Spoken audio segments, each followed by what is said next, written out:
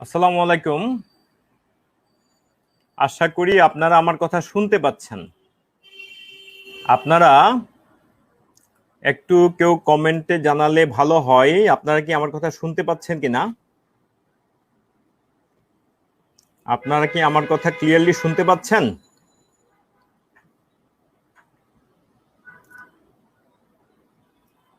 হ্যাঁ, কানিজ লিখেছেন আসসালামু আলাইকুম। দীপ্তি বড়ুয়া, দীপাঞ্জলি বড়ুয়া, আসসালামু আলাইকুম। আশা করি আপনারা আমার কথা শুনতে পাচ্ছেন। আপনারা আচ্ছা, কেউ একজন একটু যদি আমাকে জানাতেন যে আপনার স্ক্রিনটা দেখতে পাচ্ছেন কিনা। আমি স্ক্রিন শেয়ার করেছি। এখানে শুরুতে লেখা আছে 41তম বিসিএস প্রিলিমিনারি, বিসিএস গাণিতিক যুক্তি, বিষয় গাণিতিক যুক্তি। আপনাদের সাথে আছি আমি আনোয়ারুল কবির, এবং নিচে আমাদের প্রতিষ্ঠানের নাম মার্চ ফরওয়ার্ড। এতটুকু দেখা যাচ্ছে? স্ক্রিনটা দেখা যাচ্ছে কিনা? আলাদা একটা স্ক্রিন কি আপনারা দেখতে পাচ্ছেন? আলাদা কি স্ক্রিন দেখতে পাচ্ছেন? শুধু স্ক্রিনের কথাই স্ক্রিন ইয়েস লেখেন, স্ক্রিন ইয়েস। স্ক্রিন যদি লেখা যায় তাহলে দেখবেন স্ক্রিন ইয়েস, স্ক্রিন ওকে। যদি একটা পাওয়ার পয়েন্ট স্লাইডের স্ক্রিন দেখতে পান তাহলে লিখবেন স্ক্রিন ওকে।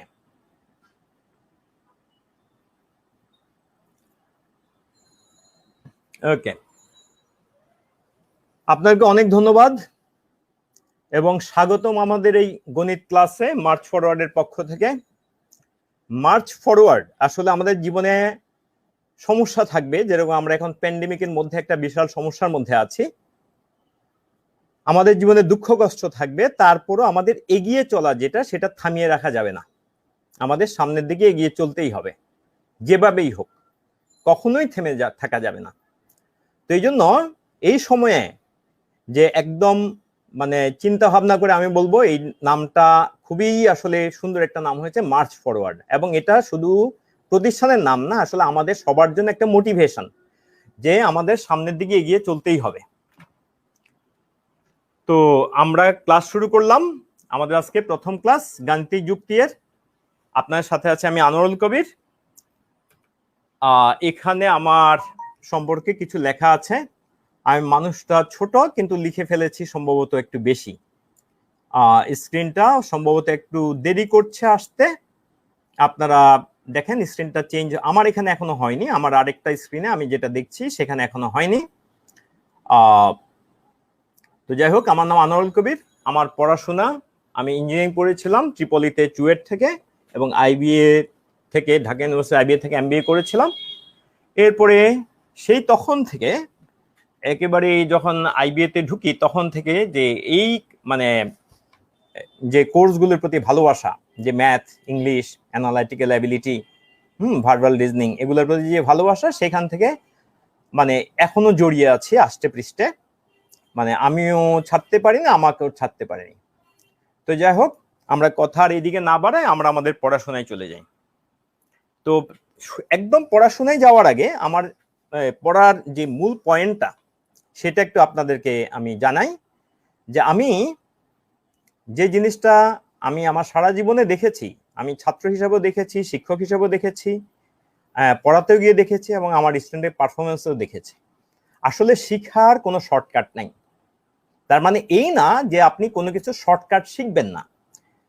শিখার শর্টকাট নাই এই জিনিসটার মানে হলো আপনি শর্টকাটের উপর পুরোপুরি নির্ভর করবেন না। আপনি শর্টকাট জানবেন, আপনার কাছে বিভিন্ন টুলস টেকনিক্স জানা থাকবে, কিন্তু আপনি একটা বিষয় ক্লিয়ারলি আগে বুঝতে হবে। ক্লিয়ারলি যখন বুঝবেন, তখন একটা পথ আপনার জন্য বন্ধ হয়ে গেল, আরো হাজারটা পথ আপনার জন্য খুলে যাবে। এজন্য আমাদের শিক্ষার টার্গেট হলো যে কোনো কিছু প্রত্যেকটা অ্যাঙ্গেল থেকে, মানে যত সম্ভব যত বেশি অ্যাঙ্গেল থেকে আমরা দেখব, তত আমাদের লার্নিংটা পরিপূর্ণ হবে। কথার কথা, একটা ছোট্ট উদাহরণ যদি দিই, আপনি যদি আপনার মোবাইল ফোনটা শুধু সামনের দিক থেকে দেখেন, কিন্তু পিছনের দিকটা যদি আপনার অতটা পরিচিত না থাকে, কিন্তু আপনি যদি কোথাও একটা মোবাইল ফোনটা রাখেন, পরবর্তীতে হয়তোবা একই রকম মোবাইল ফোন আরো কয়েকটা থাকলে আপনি কনফিউজড হবেন কোনটা আপনার মোবাইল ফোন। তো এই জন্য যে আমি বলতে যাচ্ছি, যে কোনো জিনিসকে, একজন মানুষকে বলি, একটা ডিভাইসকে বলি, একটা কনসেপ্টকে বলি, বিভিন্ন অ্যাঙ্গেল থেকে আমাদের ভালো করে শিখতে হবে। তো আমাদের মার্চ ফরওয়ার্ডের পক্ষ থেকে এটাই থাকবে আমাদের প্রচেষ্টা। একজন শিক্ষক হিসেবে ব্যক্তিগতভাবে এটা সবসময় থাকবে আমার প্রচেষ্টা। আমি কখনো শর্টকাট শেখাটাকে ডিসকারেজ করি না, বরং আমি শর্টকাটকে পছন্দ করি। শর্টকাট আমার কাছে একটা বিশেষ টেকনিকের মতো, শর্টকাট আমার কাছে টেকনিকের মতো। কিন্তু এই শর্টকাটের উপর পুরোপুরি আমি নির্ভর করব না, আমি নির্ভর করব আমার কনসেপ্টের উপরে। আপনাদের পার্টিসিপেশনের জন্য, এই অংশগ্রহণের জন্য আপনাদের সবাইকে আমার পক্ষ থেকে আন্তরিক মোবারকবাদ। এই কোভিডের মধ্যে আমরা যেখানে আটকে আছি, কিন্তু আলহামদুলিল্লাহ আল্লাহর রহমতে এবং এই টেকনোলজি, যারা এই টেকনোলজির পিছনে শ্রম দিচ্ছেন তাদের পক্ষ থেকে প্রতি আমাদের কৃতজ্ঞতা থাকবে। এবং সর্বোপরি মার্চ ফরওয়ার্ডের পক্ষ থেকে আমাদের মার্চ ফরওয়ার্ডের প্রতিও, আমাদের প্রতিষ্ঠান হিসেবে মার্চ ফরওয়ার্ডের প্রতি আমাদের কৃতজ্ঞতা থাকবে যে তারা আমাদের জন্য এরকম সুন্দর শিক্ষা এবং শেখানোর একটা পদ্ধতি আমাদেরকে দিয়েছেন। আলহামদুলিল্লাহ আমরা শুরু করলাম। আমাদের শুরুতে আমরা এখানে দেখতে পাচ্ছি যে বিসিএস প্রিলিমিনারির গণিতের সিলেবাস ও মান বন্টন। আশা করি আপনারা দেখতে পাচ্ছেন বিসিএস প্রিলিমিনারি গণিতের সিলেবাস ও মান বন্টন। তো আপনারা দেখতে পাচ্ছেন যে গাণিতিক যুক্তিতে পূর্ণ মান থাকে। আমার কার্সরটা যদি আপনারা দেখেন একটু, বিসিএস গাণিতিক যুক্তিতে থাকবে টোটাল 15 নাম্বার। আপনারা দেখতে পাচ্ছেন 15 মার্কস। তো এখানে সিলেবাসের মধ্যে আপনারা দেখতে পাচ্ছেন এখানে বাস্তব সংখ্যা, লসাগু গসাগু, শতকরা, সরল ও যৌগিক মুনাফা, অনুপাত ও সমানুপাত, লাভ ক্ষতি, এগুলোতে মিলে হলো 3টা কোশ্চেন, মানে 3 মার্কস। এরপরে আমরা দেখতে পাচ্ছি বীজগাণিতিক সূত্রাবলী, বহুপদী উৎপাদক, সরল ও দ্বিপদী সমীকরণ, সরল ও দ্বিপদী অসমতা, সরল সহ সমীকরণ, এগুলো থাকবে 3 মার্ক, 3 নম্বর। এরপরে সূচক ও লগারিদম, সমান্তর গুণোত্তর অনুক্রম, এগুলোতে থাকবে 3 নম্বর। এরপরে আমরা জিওমেট্রিতে দেখতে পাচ্ছি যে রেখা, কোণ, ত্রিভুজ, চতুর্ভুজ সংক্রান্ত উপপাদ্য, পিথাগোরাসের উপপাদ্য, বৃত্ত সংক্রান্ত উপপাদ্য, অর্থাৎ আসলে রিলেশনশিপ। উপপাদ্য বলতে তার উপপাদ্য হুবহু আসবে না, কিন্তু উপপাদ্যের যে ডিক্লারেশন, ওগুলোকে ইউজ করে আমাদের বিভিন্ন কোশ্চেন সলভ করতে হতে পারে, এবং তার যে বেসিক অ্যাজাম্পশন সেগুলোকে আমাদের ইউজ করতে হতে পারে। তো যাই হোক, তো এগুলোতে থাকবে 3 নাম্বার। এরপরে সেট, বিন্যাস, সমাবেশ, পরিসংখ্যান, সম্ভাব্যতা, এগুলোতে থাকবে 3 নম্বর। তো আজকে আমাদের ক্লাসের বিষয়বস্তু হলো সংখ্যা তত্ত্ব। সংখ্যা, তো সংখ্যা তত্ত্ব দিয়ে আমরা সবাই ক্লাস শুরু করি, আমরা আজকেও শুরু করলাম, এখানে আমরা শুরু করলাম। আসলে সংখ্যা দিয়ে তো আমাদের গণিত শেখার হাতে খড়িটা হয়েছে, সংখ্যা দিয়ে আমাদের গণিত শেখার হাতে খড়ি। তো এই জন্য আমরা শুরু করলাম সংখ্যা তত্ত্ব দিয়ে। তো আমরা দেখতে পাচ্ছি এখানে শুরুতে যে আমাদের আজকে ক্লাসের সূচিতে যা আমরা রেখেছি সেটা হচ্ছে সংখ্যা তত্ত্বের মধ্যে যা যা আছে মোটামুটি আমরা এগুলোকে আরো ইলাবোরেট করব। স্বাভাবিক সংখ্যা, মৌলিক ও যৌগিক সংখ্যা, সাধারণ ভগ্নাংশ, দশমিক ভগ্নাংশ, আবার এটার ভিতরে আবার যত প্রকারভেদ আছে সবগুলোই থাকবে, মূলদ ও অমূলদ সংখ্যা।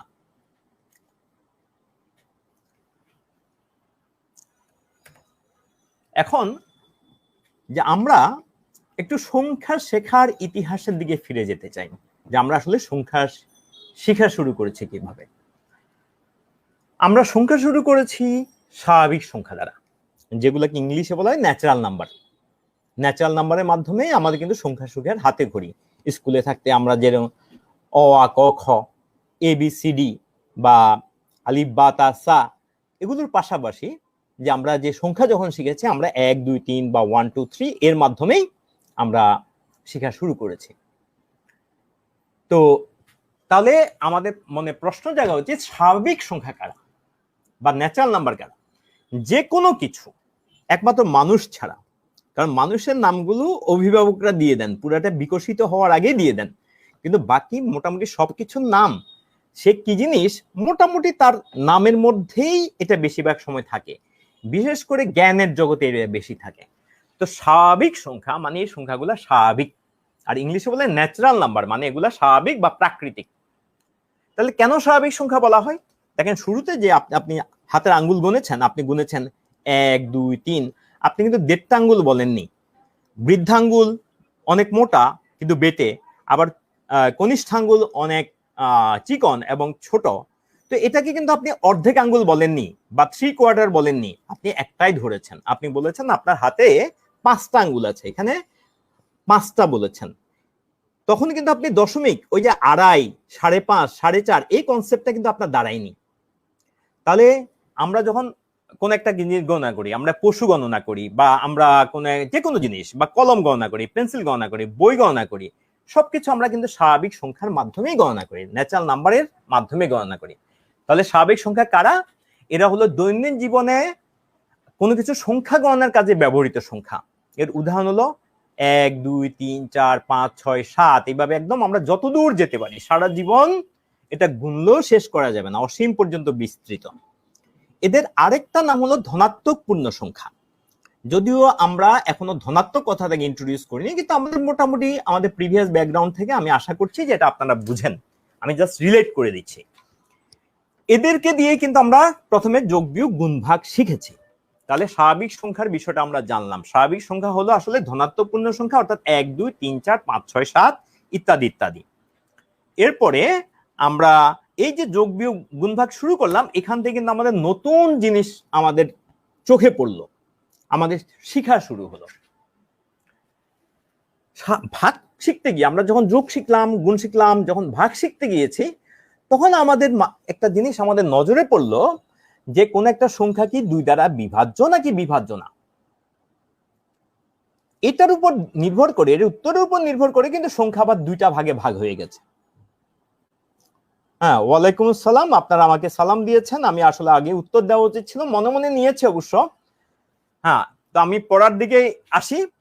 হ্যাঁ, তো এই যে প্রথম ভাগ শিখতে গিয়ে আমাদের মনে যে প্রশ্ন থাকলে, একটা সংখ্যা কি 2 দ্বারা নিঃশেষে বিভাজ্য নাকি বিভাজ্য না। হ্যাঁ, এটার উত্তর আমরা 2 রকম পেয়েছি। উত্তর যদি হয় না, 2 কিন্তু জোড়া মিলায়, পেয়ার একটা পেয়ার মানে আমরা বলি 2টা। তাহলে 2 দ্বারা বিভাজ্য না মানে এখানে জোড়া মিলানো যাচ্ছে না, যার জন্য আমরা বলি এটাকে বিজোড় সংখ্যা বা অড নাম্বার। অড এর একটা অর্থ কিন্তু ব্যাখ্যা, ওই যে জোড়া মিলে না, মিললো না, এই জন্য অড। তো এরা কারা? 1, 3, 5, 7, 9 ইত্যাদি। আর উত্তর যদি হয় হ্যাঁ, কোন প্রশ্নের উত্তর? যে সংখ্যাটা কি 2 দ্বারা বিভাজ্য? তো উত্তর যদি হয় হ্যাঁ, আমরা এটাকে বলি এটা জোড় সংখ্যা বা ইভেন নাম্বার। জোড় সংখ্যা বা ইভেন নাম্বার, এটা হলো আমরা চিনি সবাই এদেরকে, যে 2, 4, 6, 8, 10। এখন এরপরে একটা প্রশ্ন জাগলো, খুবই গুরুত্বপূর্ণ প্রশ্ন। এখান থেকে কিন্তু আমাদের বিসিএস এর সবচেয়ে মানে খুব গুরুত্বপূর্ণ একটা টপিক শুরু সংখ্যা তত্ত্বের। সেটা হচ্ছে যে কোন একটা সংখ্যা মোট কয়টা পূর্ণ সংখ্যা দ্বারা বিভাজ্য, অর্থাৎ কয়টা স্বাভাবিক সংখ্যা দ্বারা বিভাজ্য। তো এটার উত্তর আমরা আবার 3 রকমের উত্তর পেয়েছি। না, আসলে 3 রকম না, এখানে লিখতে আমার ভুল হয়ে গেছে। এটা আসলে মোট 4 রকম। সবাই হয়তো 3 রকম বলবে, কিন্তু আমরা বলবো 4 রকম। আমরা এই যে টোটালি কনসেপ্টটা ক্লিয়ার করলাম। তো এটা আপনার একটু কারেকশন করে নেবেন, এখানে 3 হবে না, আসলে এটা 4 হবে।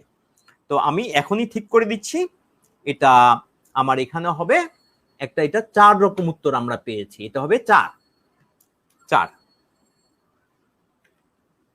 তো এটা 4 রকম উত্তর আমরা পেয়েছি। তো এই 4 রকম উত্তর কি কি? একটা হলো যে একটা সংখ্যা শুধু একটা সংখ্যা দ্বারা বিভাজ্য, এর বেশি না। একটা পূর্ণ সংখ্যা দ্বারা বিভাজ্য, এর বেশি না, কমও না। এরকম আসলে একটাই সংখ্যা আছে, সেটা হলো 1, 1। এক দ্বারা, এক ছাড়া আর কোনো পূর্ণ সংখ্যা দ্বারা বিভাজ্য না। তাহলে এর নাম আমরা দিতে পারি একক সংখ্যা। যদি আমাদের দেশের পাঠ্যপুস্তকে, পাঠ্যসূচিতে তার নাম দেওয়া হয় না, কিন্তু ইংলিশে ইউনিট নাম্বার নামে একটা কথা প্রচলিত থাকে, এবং এটার আরো বিকল্প অন্যান্য নাম আছে, যেটা আমরা ধীরে ধীরে জানবো। তাহলে এককে আমরা দেখলাম শুধুমাত্র একটা পূর্ণ সংখ্যা দ্বারা বিভাজ্য। এরপরে আরো কিছু সংখ্যা পেলাম যারা ঠিক 2টা পূর্ণ সংখ্যা দ্বারা বিভাজ্য, এর বেশিও না কমও না। যেমন এরকম সংখ্যা আমরা পেয়েছি, এখানে আমি গুচ্ছ গুচ্ছ করে দিয়েছি। 0 থেকে 9 পর্যন্ত একটা, 10 থেকে 20 পর্যন্ত এক সেট, 10 থেকে 19 পর্যন্ত এক সেট, 20 থেকে 29 পর্যন্ত এক সেট, আপনারা দেখতে পাচ্ছেন। তো এই যে সংখ্যাগুলা দেখেন, 2, 1 এবং 2 ছাড়া আর কোনো পূর্ণ সংখ্যা দ্বারা ভাগ যায় না। 3, 1 এবং 3 ছাড়া আর কোনো পূর্ণ সংখ্যা দ্বারা ভাগ যায় না। একই কথা 5, 7, 11 সবার জন্য প্রযোজ্য। এরা কেবল 2টা সংখ্যা দ্বারাই ভাগ যায়। এর বেশিও না কমও না, এদের নাম হলো মৌলিক সংখ্যা। তাহলে মৌলিক সংখ্যা কারা? যারা ঠিক দুইটা সংখ্যা দ্বারা বিভাজ্য। কোন দুইটা সংখ্যা? একটা হলো 1 এবং অন্যটি হলো সে নিজে। এর মধ্যবর্তী বা এর বাইরে আর কোন সংখ্যা দ্বারা বিভাজ্য নয়। এইরকম পূর্ণ সংখ্যাকে আমরা বলি মৌলিক সংখ্যা বা প্রাইম নাম্বার। এখানে নাম্বারস লিখেছি কারণ এদেরকে যখন দিয়েছি তখন প্লুরালটা মিলানোর জন্য নাম্বারস লিখেছি, কিন্তু এককভাবে নামটা হলো প্রাইম নাম্বার। আচ্ছা, তাহলে আমরা দেখলাম 1 শুধু একটা সংখ্যা দ্বারা বিভাজ্য, মৌলিক সংখ্যা শুধুমাত্র দুইটা সংখ্যা দ্বারা বিভাজ্য। এরপরে আমরা দেখলাম যে কিছু সংখ্যা আছে যারা তিনটা বা তার চেয়ে বেশি সংখ্যা দ্বারা বিভাজ্য। যেমন 4 কয়টা সংখ্যা দ্বারা বিভাজ্য? 1 দ্বারা বিভাজ্য এবং 4 দ্বারা বিভাজ্য, কিন্তু মাঝখানে কিন্তু 2 দ্বারাও বিভাজ্য। তার মানে এই কিন্তু 3টা দ্বারা বিভাজ্য। আবার 6 দেখেন, 1 দ্বারা বিভাজ্য, 6 দ্বারা বিভাজ্য, কিন্তু মাঝখানে কিন্তু আরো দুইটা সংখ্যা দ্বারা বিভাজ্য, একটা হলো 2 আর একটা হলো 3। তার মানে এই আবার মোট 4টা দ্বারা বিভাজ্য। আবার দেখেন 8, সে 1 দ্বারা বিভাজ্য, 8 দ্বারা বিভাজ্য, এই হলো 2টা। আবার 2 দ্বারা বিভাজ্য, 4 দ্বারা বিভাজ্য, মানে সেও কিন্তু 4টা সংখ্যা দ্বারা বিভাজ্য হয়ে যাচ্ছে। এই সংখ্যাগুলাকে আমরা নাম দিয়েছি যৌগিক সংখ্যা বা কম্পোজিট নাম্বার। এখন বিসিএস পরীক্ষায় কিন্তু মৌলিক সংখ্যার বিষয়টা খুব গুরুত্বপূর্ণ। নির্ণয় করতে দেখুন নিচের কোনটা মৌলিক সংখ্যা বা মৌলিক সংখ্যা নয়। হ্যাঁ, তো আমরা টেকনিকগুলো এখানে শিখবো। তার আগে আমরা বিষয়টা জেনে নিই, মৌলিক সংখ্যা কি জিনিস। তো আমরা এই একটা সংখ্যা মোট কয়টা পূর্ণ সংখ্যা দ্বারা বিভাজ্য এটা দেখতে গিয়ে আমরা পরে দেখলাম যে আসলে আরেকটা উত্তরও পাওয়া যায়। সেটা হলো যে একটা সংখ্যা নিজেকে ছাড়া দুনিয়ার সকল সংখ্যা দ্বারা বিভাজ্য, কিন্তু ট্র্যাজেডি হলো নিজের দ্বারা ভাগ করলে কত, এটা গণিতবিদেরা বললেন এটা অসংজ্ঞায়িত বা অনির্ণয়, অর্থাৎ নির্ণয় করার অযোগ্য। তো এই তাহলে এটা দেখা যায় যে জিনিসটা 4 ভাগে ভাগ হচ্ছে, কিন্তু আমাদের কিন্তু এখানে সবচেয়ে গুরুত্বপূর্ণ হলো এই মৌলিক সংখ্যার পার্টটা, এবং তার সাথে যদি আপনি সেকেন্ড বলেন তাহলে যৌগিক সংখ্যার পার্টটা। আর এরা হলো দুইটা ব্যতিক্রমী ব্যাপার। এরা কিন্তু একটা একটা করে, শূন্য দুনিয়ার সবার দ্বারা বিভাজ্য কিন্তু নিজের দ্বারা নয়, 1 শুধু নিজের দ্বারা বিভাজ্য আর কারো দ্বারা নয়। মৌলিক সংখ্যা নিজের দ্বারা এবং 1 দ্বারা বিভাজ্য, যৌগিক সংখ্যা নিজের দ্বারা এবং 1 দ্বারা ছাড়াও মধ্যবর্তী আরো কিছু সংখ্যা দ্বারা বিভাজ্য। তাহলে এই হলো আমরা এই জিনিসগুলো আমরা ভাগ করতে গিয়ে কিন্তু শিখে গেছি, দেখেছি, আমাদের চোখে পড়েছে। হয়তো পরবর্তীতে আরো অনেক কিছু শিখতে গিয়ে মাথা থেকে এগুলো হারিয়ে গেছে, কিন্তু আমরা এগুলো কিন্তু দেখেছিলাম, আমাদেরকে খুব ভালোভাবে স্কুলে স্যাররা পড়িয়েছিলেন। আচ্ছা, এরপরে আমরা দেখি যে ভাগ করতে গিয়ে তো আমাদের মাথায় আরেকটা জিনিস ঢুকলো, সেটা হলো ভগ্নাংশের ধারণা। ভগ্নাংশ, যে ভাগ যখন করলাম, যেমন একটা আমকে 2 ভাগ করলাম, তো 2 ভাগ করে আপনি একটা ভাগ নিলেন, আমাকে একটা ভাগ দিলেন, তাহলে আপনি নিলেন 2 ভাগের 1 ভাগ, আমি নিলাম 2 ভাগের 1 ভাগ। তাহলে আমরা যদি 3 জন হই, তাহলে আপনি নিলেন 3 ভাগের 1 ভাগ, আমি নিলাম 3 ভাগের 1 ভাগ, আরো 3 ভাগের 1 ভাগ কিন্তু রয়ে গেল। তাহলে এই যে ভাগ করতে কিন্তু এই কনসেপ্টটা চলে আসলো, ভগ্নাংশ। এই ভগ্নাংশের মধ্যে আমরা প্রথমে যে ভগ্নাংশগুলো শিখেছি তার নাম হলো সাধারণ ভগ্নাংশ। সাধারণ ভগ্নাংশকে কিভাবে লেখা হয় আমরা সবাই জানি, হর বাই লব। হর বাই লব, অর্থাৎ উপরে থাকবে হর, নিচে উপরে থাকবে লব, নিচে থাকবে, সরি আমি বলেছি এটা আসলে লব বাই হর, তো এটা লব বাই হর আকারে লেখা হয়, উপরে থাকবে লব, নিচে থাকবে হর। সাধারণ ভগ্নাংশ আমরা শিখলাম। আচ্ছা, এই সাধারণ ভগ্নাংশের মধ্যে আবার আমরা কিছু মজার ব্যাপার দেখলাম। আমরা হর ও লবের তুলনা করতে গিয়ে দেখলাম যে কিছু ভগ্নাংশের লবের চেয়ে হর বড়, আবার কিছু ভগ্নাংশের লব বড়, অর্থাৎ হর ছোট, কারো হর বড়, কারো হর ছোট। তো যাদের উপরে ছোট, যেমন 2 ভাগের 1, 3 ভাগের 1, এদেরকে আমরা বলি প্রকৃত ভগ্নাংশ, বা ইংলিশে বলে প্রপার ফ্র্যাকশন। যেমন 3 ভাগের 2, 3 ভাগের 1, 5 ভাগের 3, 7 ভাগের 4, এগুলোকে বলে আমরা প্রকৃত ভগ্নাংশ। উপরে থাকবে ছোট, নিচে থাকবে বড়। প্রকৃত ভগ্নাংশ নামটা খেয়াল করবেন, নামটা হলো প্রকৃত, মানে তার মধ্যে সেই যে ভগ্নাংশ, এই নিয়ে কোন রকম কোনো কি নাই, ভেজাল নাই। এবার আসেন অন্যরকমটা, এটা বিপরীত হতে পারে। এখানে যাদের হর, এখানে উপরে আপনারা একটু কারেকশন করে নেবেন, এখানে আসবে যাদের হর, এখানে আসবে বড় বাই ছোট। এখানে আমার লিখতে ভুল হয়ে গেছে, আপনারা একটু কারেক্ট করে নেন। এটা আসলে এই কিছু ভুল হওয়া ভালো, এই জন্য এতে করে অডিয়েন্সদের, তার মানে আমাদের শিক্ষার্থীদের, আমাদের সবার ইনভলভমেন্ট বাড়ে। ইনভলভমেন্ট বাড়ে এবং আমরা সবাই পরস্পর থেকে শিখলাম। তাহলে এই জিনিসটা দেখেন, যাদের লব বড় অর্থাৎ উপরে বড়, এখানে আমি উল্টা করে লিখেছি, এখানে আসলে উপরে বড় হবে নিচে ছোট হবে। তো যাদের লব বড় হর ছোট, উপরে বড় নিচে ছোট, এই জিনিসটা উল্টা হয়ে গেছে, তো তাদের মান হলো একের চেয়ে বেশি। একের চেয়ে বেশি তার মানে এটা তো আর পুরোপুরি ফ্র্যাকশন বলা যায় না, একের চেয়ে বেশি, একটার চেয়ে বেশি, তাহলে আবার কেমনে পুরোপুরি ভগ্নাংশ হলো? এই জন্য এদের নাম দিয়েছি আমরা অপ্রকৃত ভগ্নাংশ বা ইমপ্রপার ফ্র্যাকশন। যেমন 2/3, যেমন 2/3। আচ্ছা, এরপরে ইমপ্রপার ফ্র্যাকশন। এই ইমপ্রপার ফ্র্যাকশনের মধ্যে আমরা আবার দেখলাম ইমপ্রপার ফ্র্যাকশনকে চাইলে আমরা আর অন্যভাবে প্রকাশ করতে পারি, যে যেহেতু এর উপরে বড় নিচে ছোট, অর্থাৎ লব বাই হর উপরে ছোট, সেটাকে এই আকারে লব বাই, শুধু লব বাই হর না রেখে আমরা চাইলে এর মধ্যে 3-এর মধ্যে যে 2 আছে সেটাকে আলাদা করে, অর্থাৎ 3-এর মধ্যে 3কে 2 দ্বারা ভাগ করলে ভাগফল 1 হয়, এই পূর্ণ সংখ্যাটা আমরা পাশে লিখে তারপর বাকি অবশিষ্টটাকে উপরে তুলে দিলাম, হরটা থেকে থাকলো, এর নাম হলো মিশ্র ভগ্নাংশ বা মিক্সড ফ্র্যাকশন। তাহলে আমরা এখানে আলোচনা কি করলাম, যে আমরা ভাগ করতে গিয়ে ভগ্নাংশ, সাধারণ ভগ্নাংশ শিখেছি। এই সাধারণ ভগ্নাংশ আমরা হর বা লব বলি, যে সমস্ত ভগ্নাংশের উপরে ছোট নিচে বড় তাদেরকে বলি আমরা প্রকৃত ভগ্নাংশ। আর যাদের উপরে বড় নিচে ছোট, লেখাটা মিস্টেকেন, তো উপরে বড় নিচে ছোট, উপরে বড় নিচে ছোট, তাদেরকে আমরা বলি অপ্রকৃত ভগ্নাংশ বা ইমপ্রপার ফ্র্যাকশন।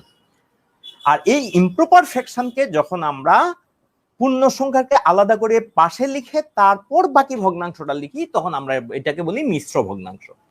এই হলো আমাদের ভগ্নাংশের প্রকারভেদ। আচ্ছা, এই ভগ্নাংশ শিখতে শিখতে আমরা আরো একটা নতুন জিনিস শিখলাম, সেটা হলো দশমিক ভগ্নাংশ। দশমিক ভগ্নাংশ আমরা কিভাবে পেলাম? আমরা যে ভাগ করতে গিয়ে যখন ভাগশেষ চলে আসলো, তখন আমরা থেমে না থেকে আমরা আরো ফাস্ট ফরওয়ার্ড করলাম। আমরা আরো মার্চ ফরওয়ার্ড করলাম। আমরা কি করলাম? মার্চ ফরওয়ার্ড করলাম। তো মার্চ ফরওয়ার্ড করে ভাগশেষকেও ভাগ করা শুরু করলাম। তো ভাগশেষকে ভাগ করতে তার আগে আমরা আগে দশমিক বিন্দু একটা বসিয়ে নিলাম, তারপর ভাগশেষের পাশে একটা শূন্য বসিয়ে নিলাম, তারপর এটাকে ভাগ করলাম, এরপরে বাকি যে ভাগফলটা সেটা দশমিক বিন্দুর পরে বসালাম। এভাবে আমরা পেলাম দশমিক ভগ্নাংশ। তাহলে এটা আসলে ভগ্নাংশেরই একটা বিশেষ প্রকাশের রূপ। সাধারণ ভগ্নাংশ, দশমিক ভগ্নাংশ। সাধারণ ভগ্নাংশ প্রকাশ করা হয় হরলবের মাধ্যমে, দশমিক ভগ্নাংশ প্রকাশ করা হয় পূর্ণ সংখ্যার পরে একটা দশমিক বিন্দু না দিয়ে। পূর্ণ সংখ্যা যদি না থাকে তাহলে আগে দশমিক বিন্দুর আগে শূন্য থাকবে। কেউ কেউ আবার শূন্যটা দেয় না, কিন্তু শূন্য দেওয়াটা একটু সুন্দর দেখায়, জাস্ট এটাই।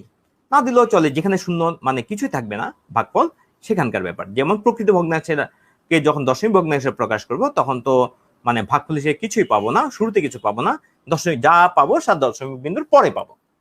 আচ্ছা, এখন দশমিক ভগ্নাংশের আমরা যখন শিখাটা অব্যাহত রাখলাম, তখন আমরা এক পর্যায়ে দেখলাম যে কিছু দশমিক ভগ্নাংশের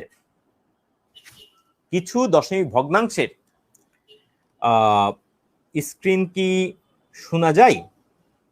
আচ্ছা, কিছু দশমিক ভগ্নাংশের আমি একটু দেখে নিচ্ছি সবকিছু ঠিকঠাক আছে কিনা। একজন লিখেছেন স্ক্রিনের ব্যাপারে, স্ক্রিন তো ঠিক মতোই আছে, আমি দেখতে পাচ্ছি। তো যাই হোক, আমি এখান থেকে আবার করছি, আমি স্ক্রিনটাকে বড় করছি, দেখেন। তো কিছু আমরা বলছিলাম যে দশমিক ভগ্নাংশ ব্যাপারে দেখলাম যে কিছু দশমিক ভগ্নাংশের ক্ষেত্রে দশমিক বিন্দুর পরে এক পর্যায়ে নতুন কোনো সংখ্যা আসে না, শুধু শূন্য আসতে থাকে, অর্থাৎ কিছুই আসে না। তো এদেরকে আমরা নাম দিয়েছি, এরা হলো সসীম দশমিক ভগ্নাংশ। অর্থাৎ এর দশমিক পরে কয় ঘর থাকবে সেটা একটা সীমা আছে। তো যাদের সীমা আছে, যারা এক পর্যায়ে দশমিক বিন্দুর পরে শেষ হয়ে যায়, তাদেরকে আমরা বলি, নাম দিয়েছি সসীম দশমিক ভগ্নাংশ। আর কিছু দশমিক ভগ্নাংশের ক্ষেত্রে আমরা দেখলাম যে দশমিক বিন্দুর পরে নতুন নতুন সংখ্যা বা একই সংখ্যাগুলো বারবার আসতেই থাকে। এখানে দেখেন আমি দুইটা পয়েন্ট বলেছি, একটা হলো নতুন নতুন সংখ্যা, আবার বলেছে একই সংখ্যা বারবার। তো দেখেন এই সংখ্যাটার ক্ষেত্রে আমার যেখানে কার্সর দেখা যাচ্ছে, এই সংখ্যাটার ক্ষেত্রে আমরা দেখেছি এই সংখ্যাটার ক্ষেত্রে আমরা দেখছি যে 1.414141, অর্থাৎ এইভাবে ডট ডট দেওয়া আছে, মানে এটা চলতেই থাকবে। তার মানে এখানে কিন্তু নতুন সংখ্যা আসছে না, একই সংখ্যা বারবার আসছে। তাহলে একটা মজার ব্যাপার খেয়াল করেন, একই সংখ্যাগুলো বারবার আসছে দশমিক বিন্দুর পরে। তাহলে এটা দেখলাম একটা ধরন। আরেকটা দেখলাম কোনো থামাথামি নাই, কিন্তু যা আসে সেটা নতুন নতুন প্যাটার্নে আসে, নতুন নতুন প্যাটার্ন। তাহলে মানে আগের প্যাটার্নটা সে রক্ষা করে চলে না, যেমন 1.41421357 এভাবে চলতে থাকে চলতে থাকে। তাহলে এখানে আবার দুইটা জিনিস আমরা দেখলাম, আবিষ্কার করলাম। এই আবিষ্কারটা যখন করলাম তখন আবার এটা নতুন একটা ধারণা তৈরি করার দরকার হলো। তখন আমরা এদেরকে নাম দিয়েছি, এটাকে বলছি আমরা যে অসীম দশমিক ভগ্নাংশ, এটা যে বারবার আসে এটার নাম দিয়েছি আমরা পৌনঃপুনিক দশমিক ভগ্নাংশ। আর এটার আমরা নাম দিয়েছি, এটা এটা অসীম দশমিক ভগ্নাংশ। অসীম দশমিক ভগ্নাংশ তো ঠিকই আছে, কিন্তু এর একটা নতুন নাম আসবে, সেটাই আমরা এখন আলোচনা করব। এই যে দেখেন, এই পয়েন্টের উপর নির্ভর করে সংখ্যার কিন্তু একটা নতুন নাম দাঁড়িয়ে যাবে, নতুন নাম দাঁড়িয়ে যাবে, যে যাদেরকে আমরা একদম লিখে শেষ করতে পারি না, দশমিকে লিখে শেষ করতে পারে না। এটা যেরকম একটা জটিলতা, আর একটা নতুন জটিলতাও তৈরি হবে, আপনারা দেখবেন এবং দেখেছেনও। তাহলে আমরা পরের স্লাইডে গেলাম। এখান থেকে যে দেখলাম যে কোনো থামাথামি নাই, কিন্তু প্যাটার্নটা নতুন নতুন নতুন ভাবে আসছে। এর উপর বেস করে আমাদের কিন্তু এখন সংখ্যাকে আমরা আবার নতুন ভাবে দুইটা ভাগ করে ফেললাম। টোটাল সংখ্যাকে, টোটাল কোন সংখ্যাকে, বাস্তব সংখ্যাকে দুই ভাগে ভাগ করে ফেললাম। যে অসীম ভগ্নাংশের বেলায় যদি, যেখানে আমরা দেখলাম যে 1.414141 এভাবে আসতেই থাকে, তখন আমরা একে বলি পৌনঃপুনিক দশমিক ভগ্নাংশ, ইংলিশে বলে রেকারিং ফ্র্যাকশন বা repeating decimal fraction. Recurring decimal fraction আর রিপিটিং ডেসিমাল, অর্থাৎ আপনার রিকার, অকার থেকে শব্দটা তৈরি হয়েছে, অকার থেকে রিকার, অকার মানে ঘটা, রিকার মানে বারবার ঘটা। রেকারিং ডেসিমাল, ডেসিমাল মানে ফ্র্যাকশন মানে ভগ্নাংশ, আর রিপিট মানে এটা। আর বাংলায় পুনঃপুন থেকে তৈরি হয়েছে পৌনঃপুনিক, পৌনঃপুনিক দশমিক ভগ্নাংশ। তাহলে এরা কিন্তু, তাহলে আমরা দশমিক ভগ্নাংশের ক্ষেত্রে এখনো দুইটা জিনিস আমরা পেলাম, একটা সসীম, অসীম। অসীমের মধ্যে আবার দুইটা ধরন পাচ্ছি, একটা হলো পৌনঃপুনিক, আরেকটা কিন্তু আমরা পরটা দেখলাম এটা পৌনঃপুনিক না। পৌনঃপুনিকের আরেকটা নাম হলো আবৃত দশমিক ভগ্নাংশ। এবার আসেন, আচ্ছা এবার আসেন যে অসীম দশমিক ভগ্নাংশের এই কিছু ভগ্নাংশকে যে আমরা দেখলাম, যে এই যে যেগুলোর ক্ষেত্রে নতুন নতুন, আগের স্লাইডে আমরা যে এই উদাহরণটার ক্ষেত্রে যে নতুন নতুন ভাবে, কোনো থামাথামি নাই, কোনো থামাথামি নাই, নতুন নতুন প্যাটার্ন আসতেই থাকে আসতেই থাকে। হ্যাঁ, এটার একটা নাম তৈরি হয়েছে, এটার একটা নাম আমরা দেব এখনই। এটাকে কিন্তু একটা জটিলতা, কোনো থামাথামি না। আরেকটা জটিলতা হলো এই সংখ্যাগুলোকে কোনো স্বাভাবিক সংখ্যা বা স্বাভাবিক সংখ্যা এই ধরনের হর, লব বাই হর এই আকারে প্রকাশ করা যায় না। তাহলে এদের দুইটা সমস্যা, একটা হলো আপনি সাধারণ ভগ্নাংশ প্রকাশ করতে পারছেন না, স্বাভাবিক সংখ্যার ভগ্নাংশে প্রকাশ করতে পারছেন না। আরেকটা হলো আপনি যদি লিখতে চান পুরাটা লিখে শেষ করতে যাচ্ছেন না, আপনি পুরাটা শো করতে পারছেন না, ভ্যালুটা 100% শো করতে পারছেন না। তো এটাকেই আমরা বলছি যে অসীম দশমিক ভগ্নাংশের মধ্যে এই পার্টটাকে আমরা বলছি এটা হলো অমূলদ সংখ্যা, যাদেরকে আমরা এই যে যেটাকে আমরা বারবার লিখতে পারি, এটাকে আমরা নাম দিয়েছি, এটা তো এগুলা সহ সব সংখ্যা হলো, তার মানে এই যে শেষ পার্টটা ছাড়া বাকি সব হলো মূলদ, যত সংখ্যা আছে। তার মানে অমূলদ সংখ্যা কারা? অমূলদ সংখ্যা হলো তারাই যাদেরকে না পারবেন স্বাভাবিক সংখ্যার ভগ্নাংশে প্রকাশ করতে, না পারবেন কমপ্লিটলি দশমিক ভগ্নাংশে প্রকাশ করতে, সে কিছু না কিছু বাকি থেকেই যাবে, যেমন পাই, আমরা উদাহরণে পড়ে যাব। তাহলে এদেরকে আমরা বলছি অমূলদ সংখ্যা। আর বাকি যত আছে পূর্ণ সংখ্যা, সাধারণ ভগ্নাংশ, সসীম দশমিক ভগ্নাংশ, অসীমের মধ্যে পৌনঃপুনিক দশমিক ভগ্নাংশ, সবাই কিন্তু মূলদ সংখ্যা, ইংলিশে বলে রেশনাল নাম্বার। রেশনালের একটা কথা হলো যৌক্তিক, এরা যুক্তিসঙ্গত নাম্বার, মানে নাম্বার মানে এটা আপনি নাম্বারটা বুঝতে পারছেন, আর এই নাম্বারটা একটু ধরাছোঁয়ার বাইরে থেকে যাচ্ছে, ইরেশনাল নাম্বারটা বা অমূলদ সংখ্যাটা একটু ধরাছোঁয়ার বাইরে থেকে যাচ্ছে, এটাকে বিশেষভাবে চিহ্নের মাধ্যমে প্রকাশ করতে হয়, চিহ্নের মাধ্যমে প্রকাশ করতে হয়। আচ্ছা, তো আমরা তাহলে এখানে শিখলাম যে যখন দেখলাম অসীম দশমিক ভগ্নাংশে যাদেরকে আমরা পূর্ণবর্গে প্রকাশ করতে পারি আর কিছুকে আমরা পূর্ণবর্গে প্রকাশ করতে পারি না, আবার এদেরকে কষ্টসৃষ্ট করেও আমরা স্বাভাবিক সংখ্যার ভগ্নাংশে প্রকাশ করতে পারি না, এই যে শেষ ধরনটা এদেরকে বলছি আমরা ইরেশনাল নাম্বার বা অমূলদ সংখ্যা। বাকি যত সংখ্যা আছে সবগুলো হলো রেশনাল নাম্বার বা মূলদ সংখ্যা। এখানে আবার মনে হতে পারে তাহলে অমূলদ সংখ্যার মধ্যে আবার সংখ্যা কিন্তু ধরনের থেকে অনেক বেশি। কেমনে? সব পূর্ণ সংখ্যা, সব সাধারণ ভগ্নাংশ, পূর্ণ সংখ্যার অর্থাৎ স্বাভাবিক সংখ্যার সাধারণ ভগ্নাংশ, তারপর হচ্ছে সব পৌনঃপুনিক দশমিক ভগ্নাংশ। আর অমূলদ সংখ্যার মধ্যে কারা আছে? শুধু একটা টাইপ। কোন টাইপটা? যারা অসীম কিন্তু পৌনঃপুনিক না, আবার যাদেরকে স্বাভাবিক সংখ্যা আকারে প্রকাশ করা যায় না। আসলে ঘুরে ফিরে একই জিনিস। আচ্ছা, কিন্তু মজার ব্যাপার হলো দুনিয়াতে মূলদ সংখ্যার চেয়ে কিন্তু অমূলদ সংখ্যা বেশি। অনেকে হয়তো একটু আটকে উঠবেন, আমি জানি অনেক টিচার হয়তো আটকে উঠতে পারেন, মানে আমি বিনয়ের সাথে বলছি, আমি দেখেছি। তো যাই হোক, আটকে উঠার আসলে কোনো কারণ নাই। দেখেন 1 এবং 1.1 আর 1.11 এর মধ্যে আপনি অসীম সংখ্যক ভগ্নাংশ লিখতে পারেন যেগুলা কখনো শেষ হবে না, যার জন্য অমূলদের কোনো সীমা পরিসীমা নাই।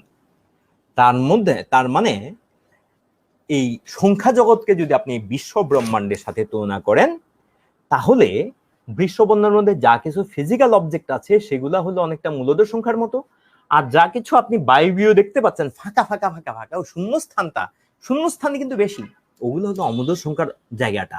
তার মানে অমূলদ সংখ্যা বেশি। একটা বৃত্তের মধ্যে কিছু ডট বসালেন, ছোট ছোট ছোট ছোট, ওই বিন্দুগুলা হলো মূলদ, আর বাকি যা থেকে যাবে এগুলো হলো অমূলদ। জাস্ট আমি সংখ্যা তুলনার জন্য এই কথাটা বললাম, কিন্তু আসলে সংখ্যা তুলনার চেয়ে আপনাকে আগের কথাটা বুঝতে হবে। তারপরেও এটাও কিন্তু বিশেষ একটা প্রশ্ন হতে পারে যে কোন সংখ্যার ধরনের ইয়ের দিক থেকে মানে বেশি, বাস্তব জগতে কোন সংখ্যাটা বেশি, যে মূলদ নাকি অমূলদ? উত্তর হবে কিন্তু অমূলদ। এরপরে আমরা যখন বীজগণিত শেখা শুরু করলাম তখন সংখ্যার আরেক রকম ধারণা আমাদের আসলো। সেটা কি? যে বীজগণিত মানেই হলো আমরা একদিকে প্লাস মানে শিখে গেলাম। আমরা তো এতক্ষণ পর্যন্ত পাটিগণিতে যতদিন ছিলাম ছোটবেলায় যত যোগ বিয়োগ করেছি সব কিন্তু ধনাত্মক ছিল, অর্থাৎ আমরা চিহ্নের কথা ভাবিনি। পরে বীজগণিতে এসে দেখলাম আরে ভাই, শূন্য তো একটা সংখ্যা, এবং শূন্যের আগেও কিন্তু সংখ্যা আছে, -1, -2, -3 এরও কিন্তু সংখ্যা। আরে তখনই আমাদের মধ্যে একটা নতুন ধারণা তৈরি হলো, এবং সংখ্যাকে আমরা নতুন অ্যাঙ্গেল থেকে দেখা, আরেকটা নতুন অ্যাঙ্গেল, মানে একটা কিন্তু ডিফারেন্ট অ্যাঙ্গেল থেকে দেখা শুরু করলাম। ছিল জিরোকে রেফারেন্স পয়েন্ট ধরে, অর্থাৎ শূন্যকে বিন্দু ধরে আমরা যদি উপরের দিকে যেতে থাকি এর হলো বাড়তে থাকি তাহলে এটা হলো ধনাত্মক সংখ্যা, আর যদি কমতে থাকি তাহলে এটা ঋণাত্মক সংখ্যা। বাস্তব জগতে কথাগুলো এইভাবে মেলানো যায়। একজন মানুষের কোনো টাকা পয়সা নাই, ধন সম্পত্তি নাই, তার মানে তার অর্থনৈতিক অবস্থা হলো 0। এখন সে যদি আয় করে তাহলে তার অবস্থা হবে ধনাত্মক। এখন সে যদি আয়ের চেয়ে আবার ব্যয় বেশি করে ফেলে তাহলে তার অবস্থা যাবে ঋণাত্মক। তাহলে এইভাবেই ধনাত্মক ঋণাত্মকের বিষয়টা সম্পর্কিত। তাহলে শূন্য কিন্তু ধনাত্মক না ঋণাত্মক না, সে কিন্তু নিউট্রাল, সে কিন্তু ধনাত্মক ঋণাত্মকের মাঝখানে নিউট্রাল হয়ে বসে আছে।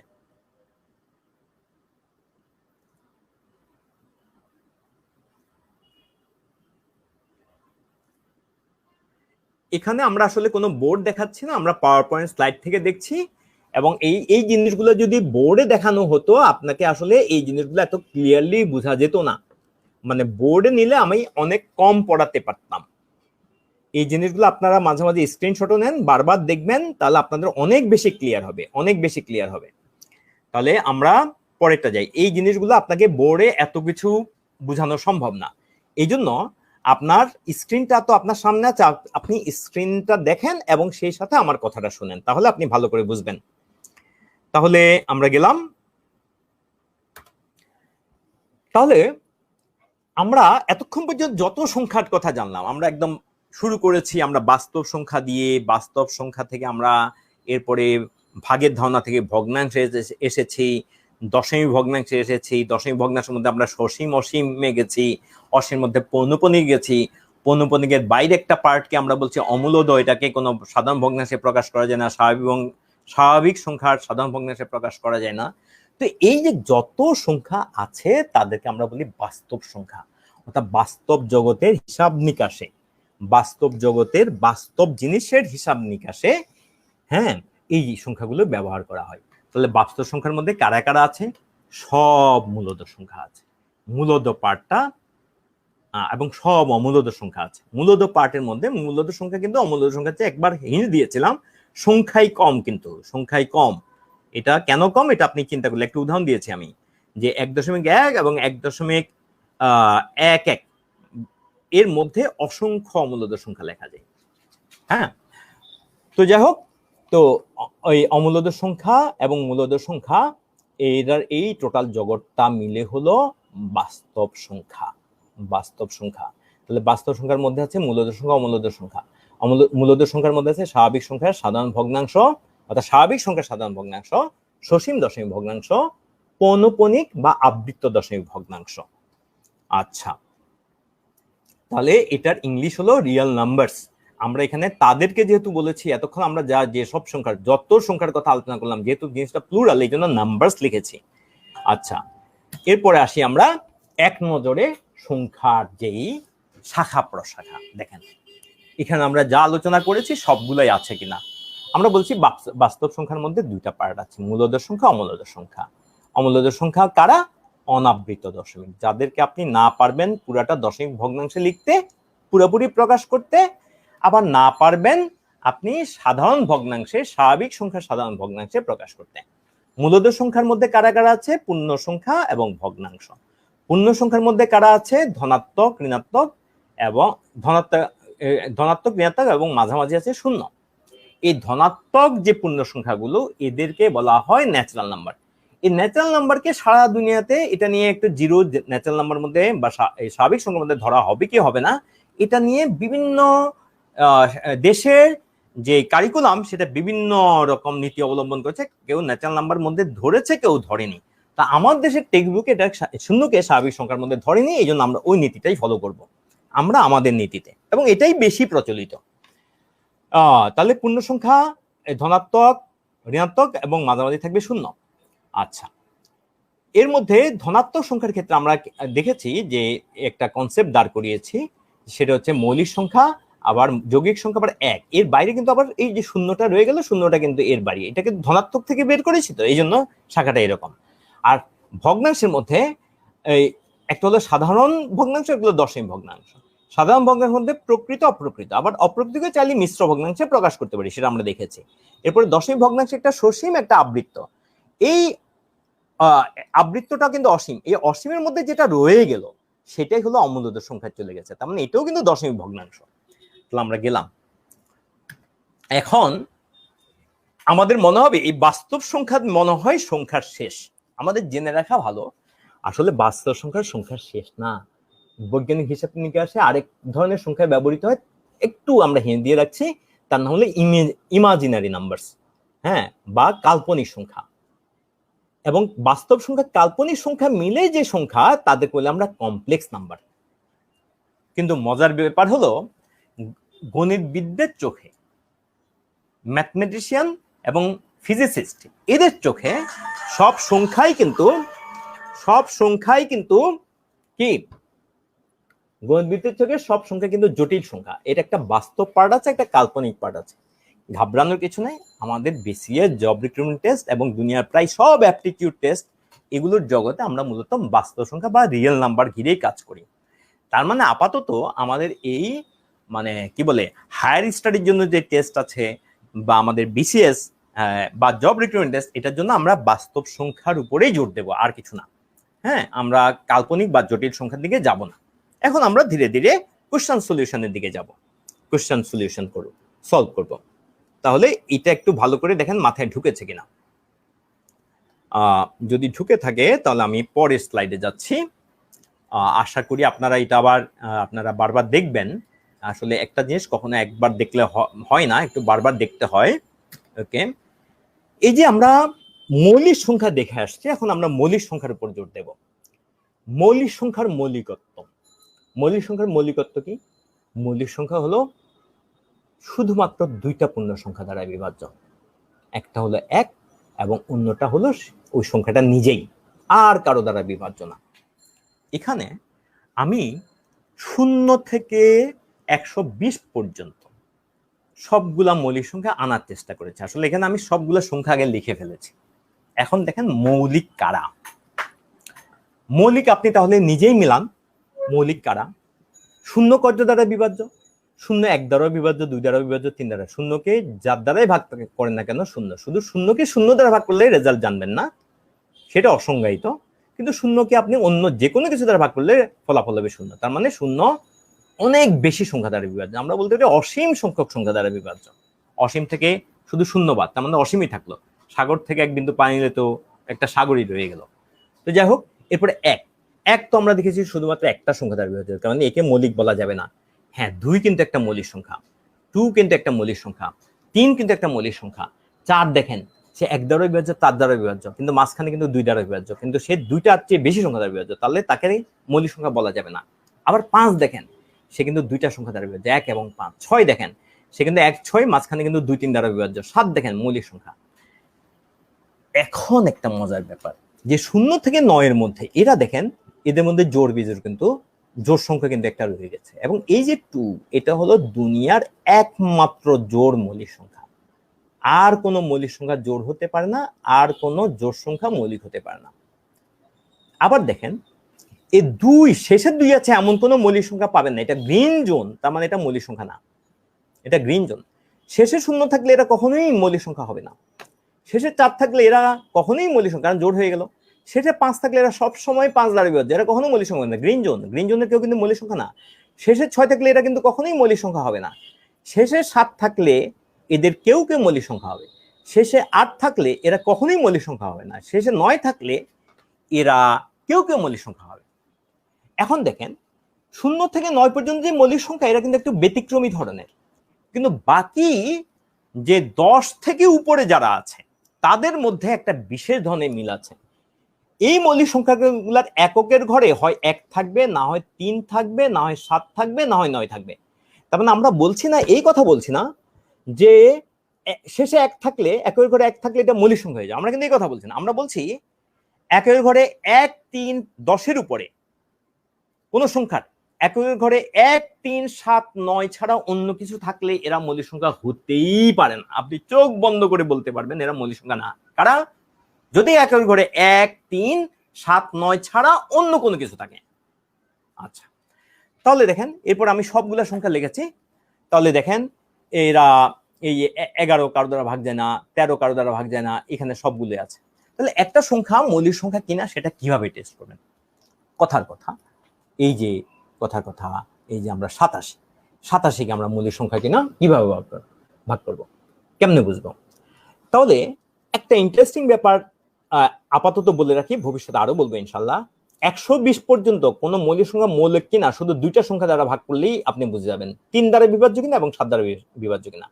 120-এর নিচে কোন সংখ্যার জন্য আগে আমরা প্যাটার্নটা বুঝতে হবে যে 9 পর্যন্ত প্যাটার্ন হলো এটা, 10-এর উপরে প্যাটার্ন হলো এটা। তার মানে এই যে এই হলুদ এবং কি সবুজ যা এখানে আছে সেগুলো কিন্তু মৌলিক সংখ্যা হলেও হইতে পারে। বাকি ঘরগুলো সবুজ ঘর যেখানে একদম পুরাটাই সবুজ, সেখানে তো মৌলিক সংখ্যা নাই। এই যে পুরো কলামটাই সবুজ বা উপরেরটা লাল হয়ে 10-এর পরে পুরাটাই সবুজ, তারা কিন্তু মৌলিক সংখ্যা না। এখন শেষে যদি 1 3 7 9 এরকম থাকে, তাহলে 120 পর্যন্ত কোন সংখ্যা মৌলিক কিনা এটা বোঝার জন্য খালি 3 এবং 7 দ্বারা ভাগ করলেই হবে, আর কিছু দ্বারা না। এর পরের বাকি সংখ্যাগুলোর জন্য কি করতে হবে সেটা আমরা ধীরে ধীরে ইনশাআল্লাহ শিখে ফেলবো। আজকে প্রথম ক্লাসে আমরা এটাই শুধু জেনে রাখি এবং এই চারটা। এখানে আমি পরের স্লাইডে আপনারা এটা স্ক্রিনশট নিতে পারেন।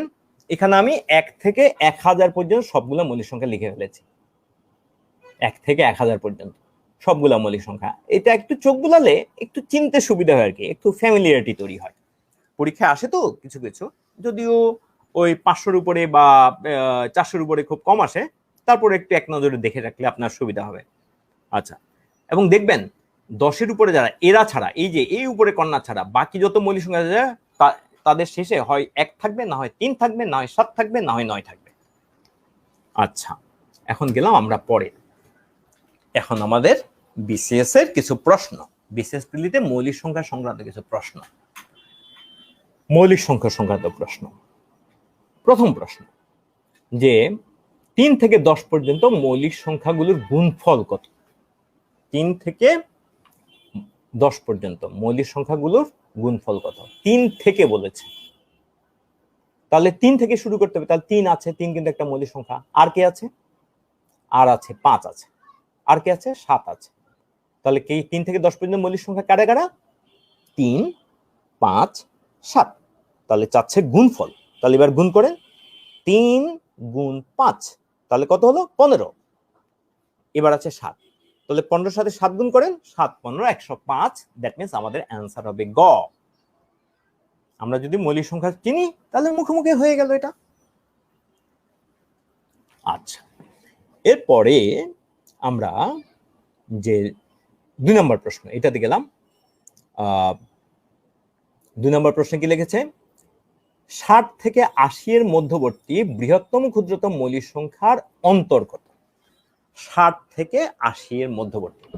তাহলে 60 এর পরে মৌলিক সংখ্যা 60 থেকে 80 এর মধ্যবর্তী বৃহত্তম ক্ষুদ্রতম, তাহলে আপনি বৃহত্তম নেন। বৃহত্তমটা হবে 80-র খুব কাছে, 80-র নিচে কিন্তু সবচেয়ে কাছেরটা। আর ক্ষুদ্রতম কোনটা হবে? 60-এর উপরে হবে কিন্তু 60-এর সবচেয়ে কাছেরটা। তো আপনি বৃহত্তমটা আগে চিন্তা করেন। বৃহত্তমটা হবে তাহলে কত চিন্তা করেন? তাহলে বৃহত্তম, ওই যে আমরা বলেছি একের ঘরে 9 থাকতে হবে, তাহলে 79-কে চিন্তা করেন। আমি বলেছি যে 3 বা 7 দ্বারা বিভাজ্য কিনা, দেখেন 79 কিন্তু 3 দ্বারা বিভাজ্য না, 7 দ্বারা বিভাজ্য না। এই ফাঁকে বলে রাখি, 3 দ্বারা বিভাজ্য কিনা এটা কিন্তু খুব সহজ একটা টেকনিক আছে, যেটা 7 দ্বারাটা একটু ডিফিকাল্ট, আজকে বলবো না, ওইটা আমাদের কম কাজে লাগে। 3-এরটা কিন্তু আমাদের ঘন ঘন কাজে লাগে। কোন সংখ্যার সবগুলো অঙ্ক, যেমন এখানে আমরা বলছি 79 সবগুলো অঙ্ক, এখানে তার মানে 7 আর 9, তাহলে যোগ করলে কত হয়? 16 হয়। 16 কিন্তু 3 দ্বারা বিভাজ্য না।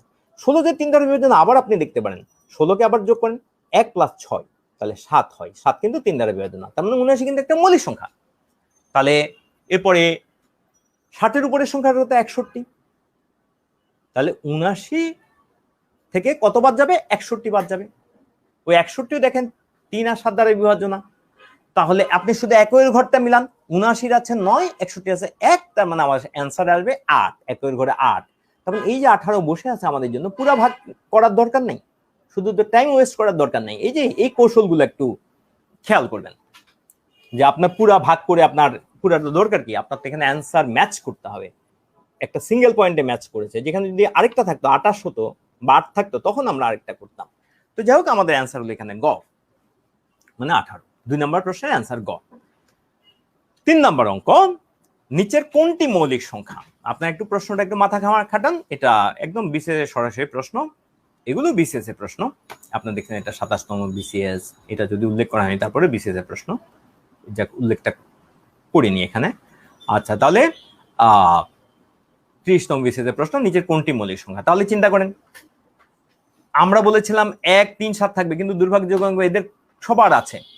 আরেকটা কথা বলেছিলাম, আপনি শুধু 3 দ্বারা এবং 7 দ্বারা ভাগ যায় কিনা দেখবেন, এবং 3 দ্বারা বিভাজ্য আরেকটা কৌশল বলেছিলাম 91, তা যোগ করেন 10। 10 কিন্তু 3 দ্বারা বিভাজ্য না। এবার 7 দ্বারা করেন, 7-এর নামটা পড়তে থাকেন, আপনি পাবেন 7 × 91, তার মানে 91 কিন্তু কোনো মৌলিক সংখ্যা নয়। 91 কোনো মৌলিক সংখ্যা নয়। এবার 87, প্রথমে 3 দ্বারা কৌশল অ্যাপ্লাই করেন, 8 আর 7 যোগ করলে 15 হয়। এই তো 15তে বিভাজ্য। আসলে 3 29 কিন্তু 87, অর্থাৎ 87-কে 3 দ্বারা ভাগ করলে 29 হবে। এটা মাথায় রেখে না, আরেকদিন 29 হিসাব করতে গেলে এটা লাগতে পারে। তাহলে এটা, আর এটা তো দেখা যাচ্ছে এটা 3 দ্বারা বিভাজ্য, তাছাড়া যোগ করলে 9 হয়। সুতরাং আমাদের একমাত্র অ্যান্সার হলো এখানে 59, 59, অর্থাৎ অ্যান্সার হবে ঘ। এবার আসেন যে 4 নম্বর প্রশ্ন, 43 ও 60-এর 43 থেকে 60 পর্যন্ত মৌলিক সংখ্যা কয়টি? 43 থেকে 60 পর্যন্ত মৌলিক সংখ্যা কয়টি? এটা গুনে ফেলেন দেখি। 43 থেকে 60 পর্যন্ত মৌলিক সংখ্যা কয়টি?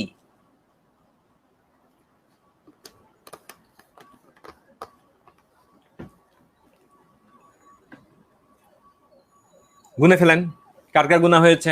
তাহলে 43 থাকবে, 43 থাকবে তো, থাকবে। এরপরে কত থাকবে? 45 তো থাকবে না, 45 পাতলার সংখ্যা। এবারে 47 থাকবে। এই হলো দুইটা। 49 থাকবে না। তাহলে কেন? 49 কিন্তু 7 দ্বারা বিভাজ্য। এরপরে ঘরে যান, আমরা শুধু 1, 3, 7, 9 ওলাগুলা নেব। 51 থাকবে না, কারণ 3 দ্বারা বিভাজ্য। 3 7 51। এরপরে আছে কি আছে? 57। 3 19 কিন্তু 57 থাকবে না। তাহলে এরপরে 49 পেলাম। তাহলে তাহলে কত পেলাম? তাহলে আমরা পেলাম 43 47। এরপরে কত পেলাম? 57 কত পেলাম? 51 পাইনি, তারপর 57 পাইনি, তারপরে আর কত পেলাম? 49 পেলাম। তাহলে কয়টা? তিনটা পেলাম। তাহলে আমাদের অ্যান্সার হবে 3। এই যে আমাদের এই স্লাইড থেকে দেখে নেন, এই যে আছে কারা আমাদের, এই যে 43 একটা, দুইটা, 53 আছে, তিনটা, চারটা পেলাম আসলে। 53 কথাটা বলতে শেষের দিকে ভুল হয়ে গেছে। তাহলে এই 43 47 53 কত? 59। তাহলে মোট এখানে কয়টা সংখ্যা আছে? 43 থেকে 60 পর্যন্ত বলেছে। তাহলে আমরা পরিষ্কার দেখতে পাচ্ছি এখানে 4টা মৌলিক সংখ্যা আছে। এখানে কিন্তু পাশে আরেকটা জিনিস লেখা আছে যে 0 থেকে 9 পর্যন্ত মৌলিক সংখ্যা কয়টা, 10 থেকে 19 পর্যন্ত কয়টা, এটা আপনারা একটু ভালো করে দেখে নেবেন। মানে ভিডিওটা স্টপ করে যখন আবার দেখবেন এটা দেখে নেবেন। তাহলে আমাদের অ্যান্সার হবে 4।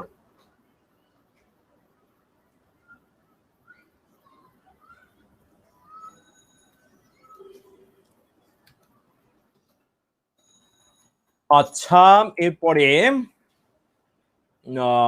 আমরা পরেরটা, 2 এবং 30 মধ্যে মৌলিক সংখ্যা কয়টি? 2 এবং 30 মধ্যে মৌলিক সংখ্যা কয়টি? এখানে যেহেতু মধ্যে বলেছে, যখন যদি পর্যন্ত বলে তখন কিন্তু আমরা কি নেব না। পর্যন্ত বললে আমরা শুরু থেকে শেষ পর্যন্ত নেব, কিন্তু মধ্যে বললে মধ্যে, আমারও আপনার মধ্যে, তার মানে আমি আপনি বাদ, মধ্যে। তাহলে 2কে নেওয়া যাবে না। তাহলে কারা কারা আছে? 2কে নেওয়া কেন গেল না? 2 মৌলিক সংখ্যা, কিন্তু কেন নেওয়া গেল না? কারণ মধ্যে বলেছে।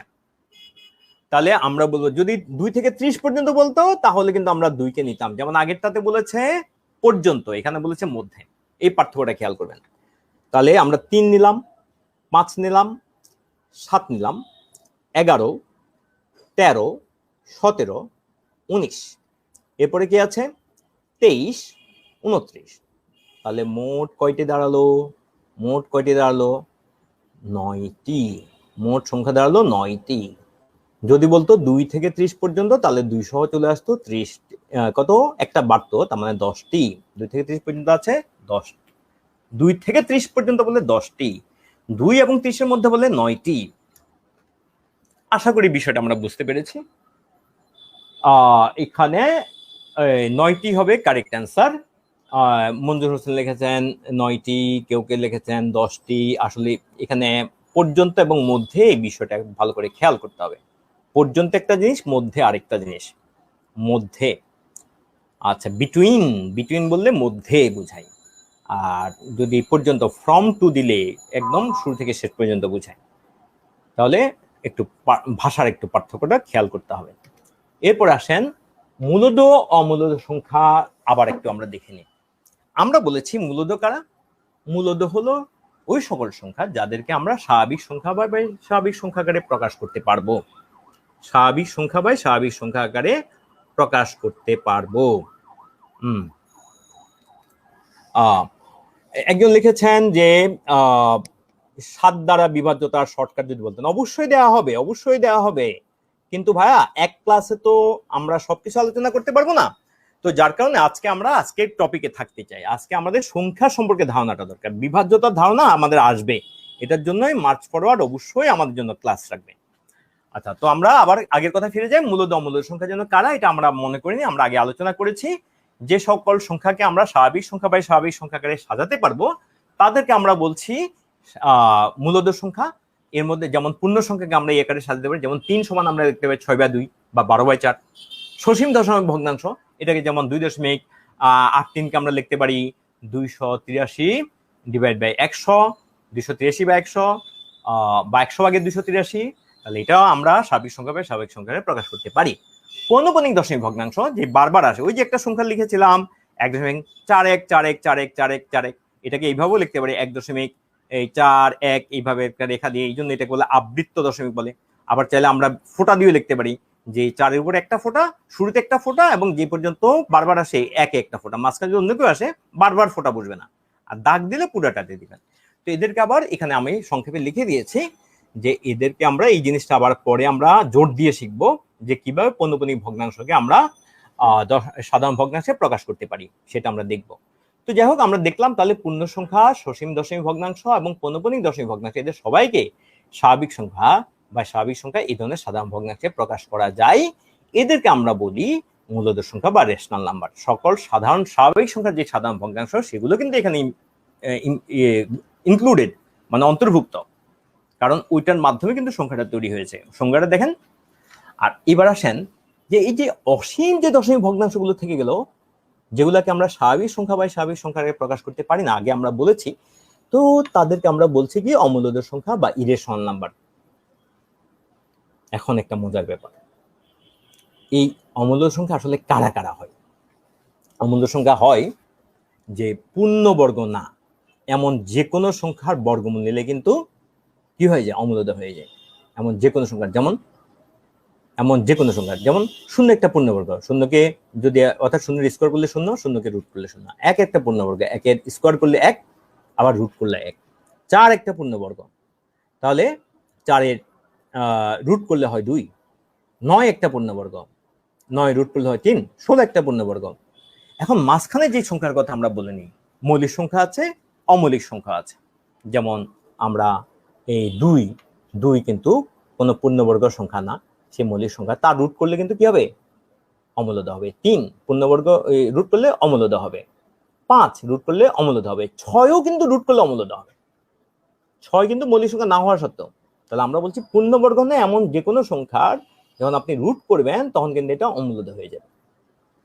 এবার আসেন যে একটা ইন্টারেস্টিং পয়েন্ট, একটা যে আমরা পাই মানে তো আমরা সারা জীবন জেনে আসছি 22/7। আসলে এটা আমরা একটা আসন্ন মান, কাছাকাছি মান ব্যবহার করেছি। পায়ের মান এখনো মানে মিলিয়ন ডিজিট কত, মানে 1 মিলিয়ন ঘরে দশমিক বলে, এটা নিয়ে এখনো গবেষণা হচ্ছে। কিছু কিছু আবিষ্কার হয়ে গেছে, মানে মিলিয়নের পরেওটা আবিষ্কার হয়ে গেছে। এটা পেজে লিখলে আপনি পায়ের মানটা এক পেজে এখানে আসবে না পুরাটা। তো পাই এই যে এখানে চলতেই থাকে, এই যে দেখিয়েছি। পাই যেন কি জিনিস একটুখানি হিন্ট দিয়ে দিই, জিওমেট্রিক ক্লাস, যে দুনিয়াতে যত বৃত্ত আছে তাদের পরিধির মানকে যদি আপনি ব্যাসের মান দ্বারা ভাগ করেন, ব্যাসের মান দ্বারা ভাগ করেন, এই যে এই প্রান্ত থেকে এই প্রান্ত, এটাকে বলি ব্যাস। তো ব্যাসের মান দ্বারা ভাগ করেন, সবার ক্ষেত্রে একই রেজাল্ট আসবে, এবং এই রেজাল্টকে বলা হচ্ছে পাই। দেখেন আমরা কিন্তু অমূলদ সংখ্যা কিন্তু চিহ্নে প্রকাশ করছি। এদের ক্ষেত্রে কিন্তু আমরা ওই যে রুট 2 কে প্রকাশ করতে উপরে রুট দিয়ে তারপর 2 লিখি, রুট সাইন দিয়ে তারপর 3 লিখি। আর দশমিক লিখতে চাইলে পুরোটা লিখে শেষ করতে পারি না। এই যে পায়ের ঘাতে এখানে খুব অল্প, এরপরে আর এনার্জি শেষ। আরেকটা গুরুত্বপূর্ণ সংখ্যা আছে ই, এটা সায়েন্সে খুব ব্যবহৃত, এটাকে বলে অয়লার্স নাম্বার। তো অয়লার্স নাম্বারকে একই রকম পায়ের মতো, এটা কিন্তু অনেক আসতেই থাকে মানে এটা তো অসীম, আসতেই তো থাকবে অয়লার্স নাম্বার। অয়লার্স নাম্বার এটাও কিন্তু, এটা হলো 2.71828। এই যে আপনারা দেখতে পাচ্ছেন, আশা করি স্ক্রিন ছোট, কিন্তু পরবর্তীতে আপনারা আরো ভালো করে এই ভিডিওটা যখন দেখবেন একটা বড় স্ক্রিন থেকে, তখন ইনশাল্লাহ আরো বেশি ক্লিয়ার হবে। হ্যাঁ, কেউ বোর্ড ইউজ করার কথা বলেছেন, অবশ্যই আমি বোর্ড ইউজ করবো, কিন্তু আজকের ক্লাসটা ভাইয়া বোর্ডে না। আসলে বোর্ডে হলে পড়া অনেক কমে যাবে। বোর্ড হলে আরো কমে যাবে। আমি আসলে 720p আছি, সেট করেছি 720p সেট করেছি। এখন যদি ক্লিয়ার না হয় তাহলে তো আমাকে আবার একটা নতুন করে একটা ডিভাইস লাগাতে হবে, যেটা তো আজকের ক্লাসে সম্ভব হবে না। আমি ইনশাল্লাহ ভবিষ্যতে মাথায় রাখবো। আর আপনার পক্ষ থেকে আপনার ডিভাইসটা যতটা একটু ক্লিয়ারলি দেখা সম্ভব প্লিজ সেটা করেন। আচ্ছা, আর দরকার হলে এটা আরেকটা ভালো ডিভাইস থেকেও একটা বড় স্ক্রিন থেকে দেখার চেষ্টা করবেন, কারণ জিনিসগুলো গুরুত্বপূর্ণ। আসলে বারবার দেখার দ্বারা ক্লিয়ার হবে, বারবার দেখবেন, কনসেপ্ট ক্লিয়ার করবেন। কনসেপ্ট ক্লিয়ার হওয়ার আগ পর্যন্ত আসলে আপনি কতবার পড়লেন বা কতবার দেখলেন সেটা ইম্পর্টেন্ট না, আসলে পুরো জিনিসটা আপনার মাথায় ঢুকলো কিনা এটাই গুরুত্বপূর্ণ। আচ্ছা, তাহলে এবার গেলাম আমরা বিসিএস পিলিতে মূলদ অমূলদ প্রশ্ন। পি যদি একটি মৌলিক সংখ্যা হয় তবে রুট পি কত? আমরা বলেছি মৌলিক সংখ্যার বর্গমূল নিলে তো এটা অমূলদ সংখ্যা হবে, এটা কখনোই স্বাভাবিক সংখ্যা হবে না। আসলে পূর্ণবর্গ ছাড়া আর কোনো সংখ্যার বর্গমূল নিলে কিন্তু সেটা মূলদ হবে না, অমূলদই হয়ে যাবে। তাহলে এটা একটা স্বাভাবিক সংখ্যা না, স্বাভাবিক সংখ্যা হতে পারে না। ক অ্যান্সার হতে পারে না, 6 এর অ্যান্সার কোনোভাবেই ক হতে পারে না। একটি পূর্ণ সংখ্যা কখনোই না, একটি মূলদ সংখ্যা কখনোই না, একটা অমূলদ সংখ্যা অবশ্যই এটা অমূলদ সংখ্যা। যেমন √2 কে আপনি স্বাভাবিক সংখ্যা বাই স্বাভাবিক সংখ্যা, একটা পূর্ণ সংখ্যা বা পূর্ণ সংখ্যা এবার লিখতে পারবেন না, আবার পুরাটা দশমিক বিন্দু দিয়ে লেখা শেষ করতে পারবেন না। নিচের কোন সংখ্যাটি √2 √3 এর মধ্যবর্তী মূলদ সংখ্যা? মূলদ সংখ্যা, মধ্যবর্তী মূলদ সংখ্যা বলেছে। এখন আসেন, √2 আর √3 দুই দ্বারা ভাগ করলে তো এটা রুট, মানে দুই দ্বারা ভাগ করলে এটা কি এসে গেল? দুই দ্বারা ভাগ করলে এটা ঠিক মাঝামাঝি আসলাম, তার মানে মধ্যবর্তী আসলাম, কিন্তু এটা তো দুইটাই অমূলদ, তার মানে এটা মূলদ হওয়ার, দুইটা অসীম, এটা সসীম হবে থেকে। হ্যাঁ, তো এটা অমূলদ, অমূলদই থেকে যাবে, এটা মূলদ হবে না। এরপরে এখানে কিন্তু রুট, এখানে ভাগ করলে এটা আসবে, এটা √2 দিয়ে এটা √2 কাটা যাবে। এখানে এই রুটটা আসলে না থাকলে ভালো হতো, এই রুটটা আসলে বুঝাচ্ছে না। হ্যাঁ, তারপরও এটা যে অবস্থায় থাকুক না এটা আসলে অমূলদই দাঁড়াবে। তো এটাকে যদি এই রুটটা, এই অংশটা আমরা যদি মুছে দিই তাহলে যাবে √2 দ্বারা 2 দ্বারা ভাগ করলে √2 দাঁড়াবে। তো আলটিমেটলি √3/√2, দ্যাট মিনস দাঁড়াবে √3/2, √3/2। তো যার কারণে এটা অমূলদয় থেকে যাবে। কেন অমূলদয় থেকে যাবে? কারণ √3ও একটা অমূলদ সংখ্যা, √2 একটা অমূলদ সংখ্যা। এবার আসেন 1.5, এরা তো অবশ্যই কি, এটা তো অবশ্যই একটা কত কি সংখ্যা? অবশ্যই একটা মূলদ সংখ্যা। কিন্তু প্রশ্ন হলো এটা কি এই √2 এবং √3 এর মাঝখানে মধ্যবর্তী? √2 এবং √2 এর মাঝখানে। আচ্ছা, এটা কিন্তু একটা জিনিস জানতে হবে, সেটাতে পরে আসছি। এটার একটা সহজ আপনি হিসাব করতে পারেন, এটার করলে, এটা স্কোয়ার করলে কিন্তু 2.25 দাঁড়াবে। 15 15 225, 2 এর আগে দশমিক, তো 2.25। 2.25 কিন্তু 2 এবং 3 এর মধ্যবর্তী, তাহলে ঠিক আছে, এটাই অ্যান্সার হবে। আর 1.8 এটা কিন্তু আসলে √3 এর মান জেনে রাখা ভালো।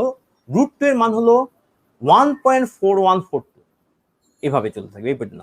আর হলো √3 এর মান হলো 1.73, এভাবে।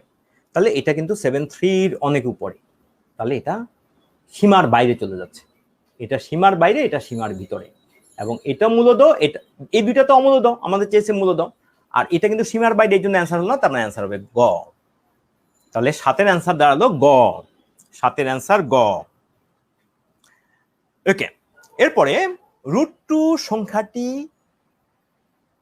অর্থাৎ 2 এর বর্গমূল, এতে দেখেন রুটই আমরা বলি, এটা বাংলা আমরা করতে পারিনি, 2 এর বর্গমূল কথা নম্বর। তো √2 কথাটা সহজ, তো এই জন্য ভাষার ব্যাপারে আমাদেরকে আসলে এখন যেই যুগ আসছে একটুখানি ফ্লেক্সিবল আমরা দৈনন্দিন জীবন অন্তত হব।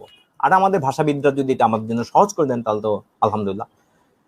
তো আমি বাংলা ভাষাতেই, যখন বাংলার সময় বাংলাতেই বলতে চাই, কিন্তু ওই যে অঙ্কের সময় অনেক সময় লেগে যায় আর কি। তো আমি √2 বললাম, √2 সংখ্যাটি কি সংখ্যা? তো √2 সংখ্যাটি একটি স্বাভাবিক সংখ্যা না, স্বাভাবিক সংখ্যা তো পূর্ণ সংখ্যা, √2 তো পূর্ণ সংখ্যা না, এটা অমূলদ সংখ্যা। এটা কি পূর্ণ সংখ্যা? কখনোই না। এটা কি মূলদ সংখ্যা? না, মূলদ সংখ্যা তো √2 তো মূলদ সংখ্যা না।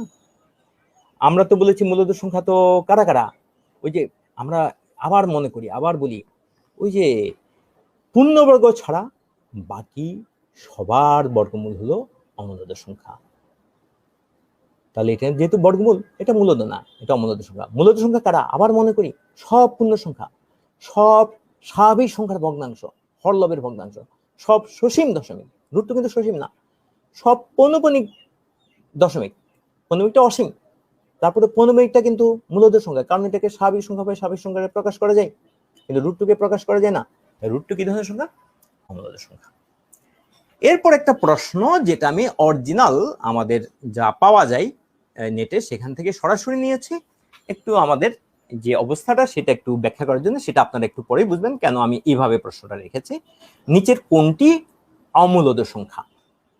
এটা 40th BCS প্রিলিমিনারি, সেট 1 এর কোট সুরমার আর প্রশ্ন এবং মার্চ ফরওয়ার্ডের লেকচার 1 এর এটা পেজ 3 এর কোশ্চেন নাম্বার 1 হিসেবে দেওয়া আছে। আপনারা যখন কোশ্চেন আপনার শীঘ্রই লেকচার ম্যাটেরিয়াল লেকচার শিট পেয়ে যাবেন ইনশাল্লাহ, এবং সেখানে আপনারা দেখবেন যে এখানে এটা দেওয়া আছে পেজ 3 তে একদম উপরে টপ মোস্ট কোশ্চেনটা। তো আমি তারপর অরিজিনাল প্রশ্নটা নিয়ে আসি বিশেষ একটা কারণে। নিচের কোনটি অমূলদ সংখ্যা? দেখেন আছে 0.4 পৌনপণিক, একটু ব্লার, তারপরে একটু কষ্ট করে দেখবেন। এটা তো আবার বারবার দেখার সুযোগ আছে, এই জন্য একটু প্লিজ আমি বারবার বলবো একটু বারবার দেখবেন, কারণ কয়বার দেখলেন এটা আসল কথা না, আসল কথা হলো জিনিসটা পুরোপুরি মাথায় ঢুকাতে পারলাম কিনা। এই কথাগুলো খুবই গুরুত্বপূর্ণ। আজকের এই ক্লাসটা করলে ইনশাল্লাহ মূলদ অমূলদ এবং সংখ্যা তত্ত্বের যে ধারণাগুলো সেগুলো কিন্তু সব ক্লিয়ার হয়ে যাবে। আচ্ছা, একজন অ্যান্সার করেছেন ঘ, হ্যাঁ স্বাধীন খান, আপনি অ্যান্সার করেছেন ঘ। আরো অনেকে বলেছেন 61 অ্যান্সার ডি। কিন্তু ভাই এখানে একটা প্রশ্ন আছে, আমি এই জন্য নিয়ে রেখেছি।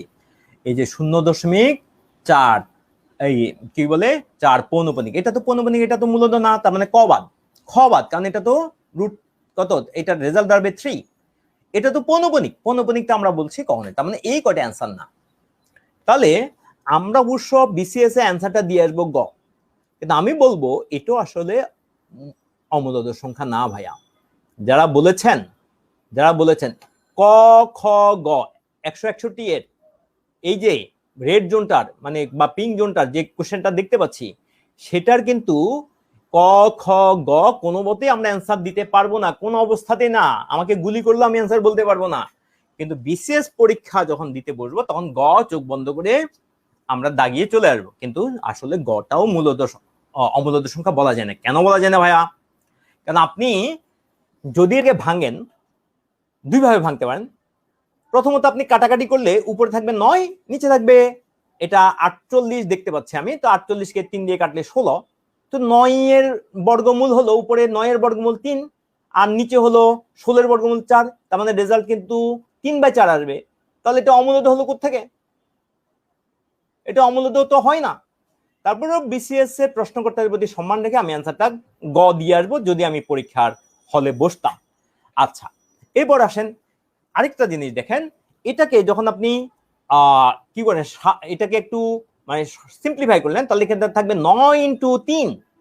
তো 9 এর বর্গমূল যেহেতু আছে, সেটা 9 এর বর্গমূল 3, সেটা বাইরে চলে আসবে রুটের, তাহলে থাকবে 3√3, 3√3 উপরে, আর নিচে থাকবে যে 48, 16 × 3, তাহলে 16 যেহেতু রুট আছে 4, তাহলে হয়ে যায় 4√3। তো রুট তো কাটা গেল, √3 তো কাটাই গেল, তাহলে কেমন হলো?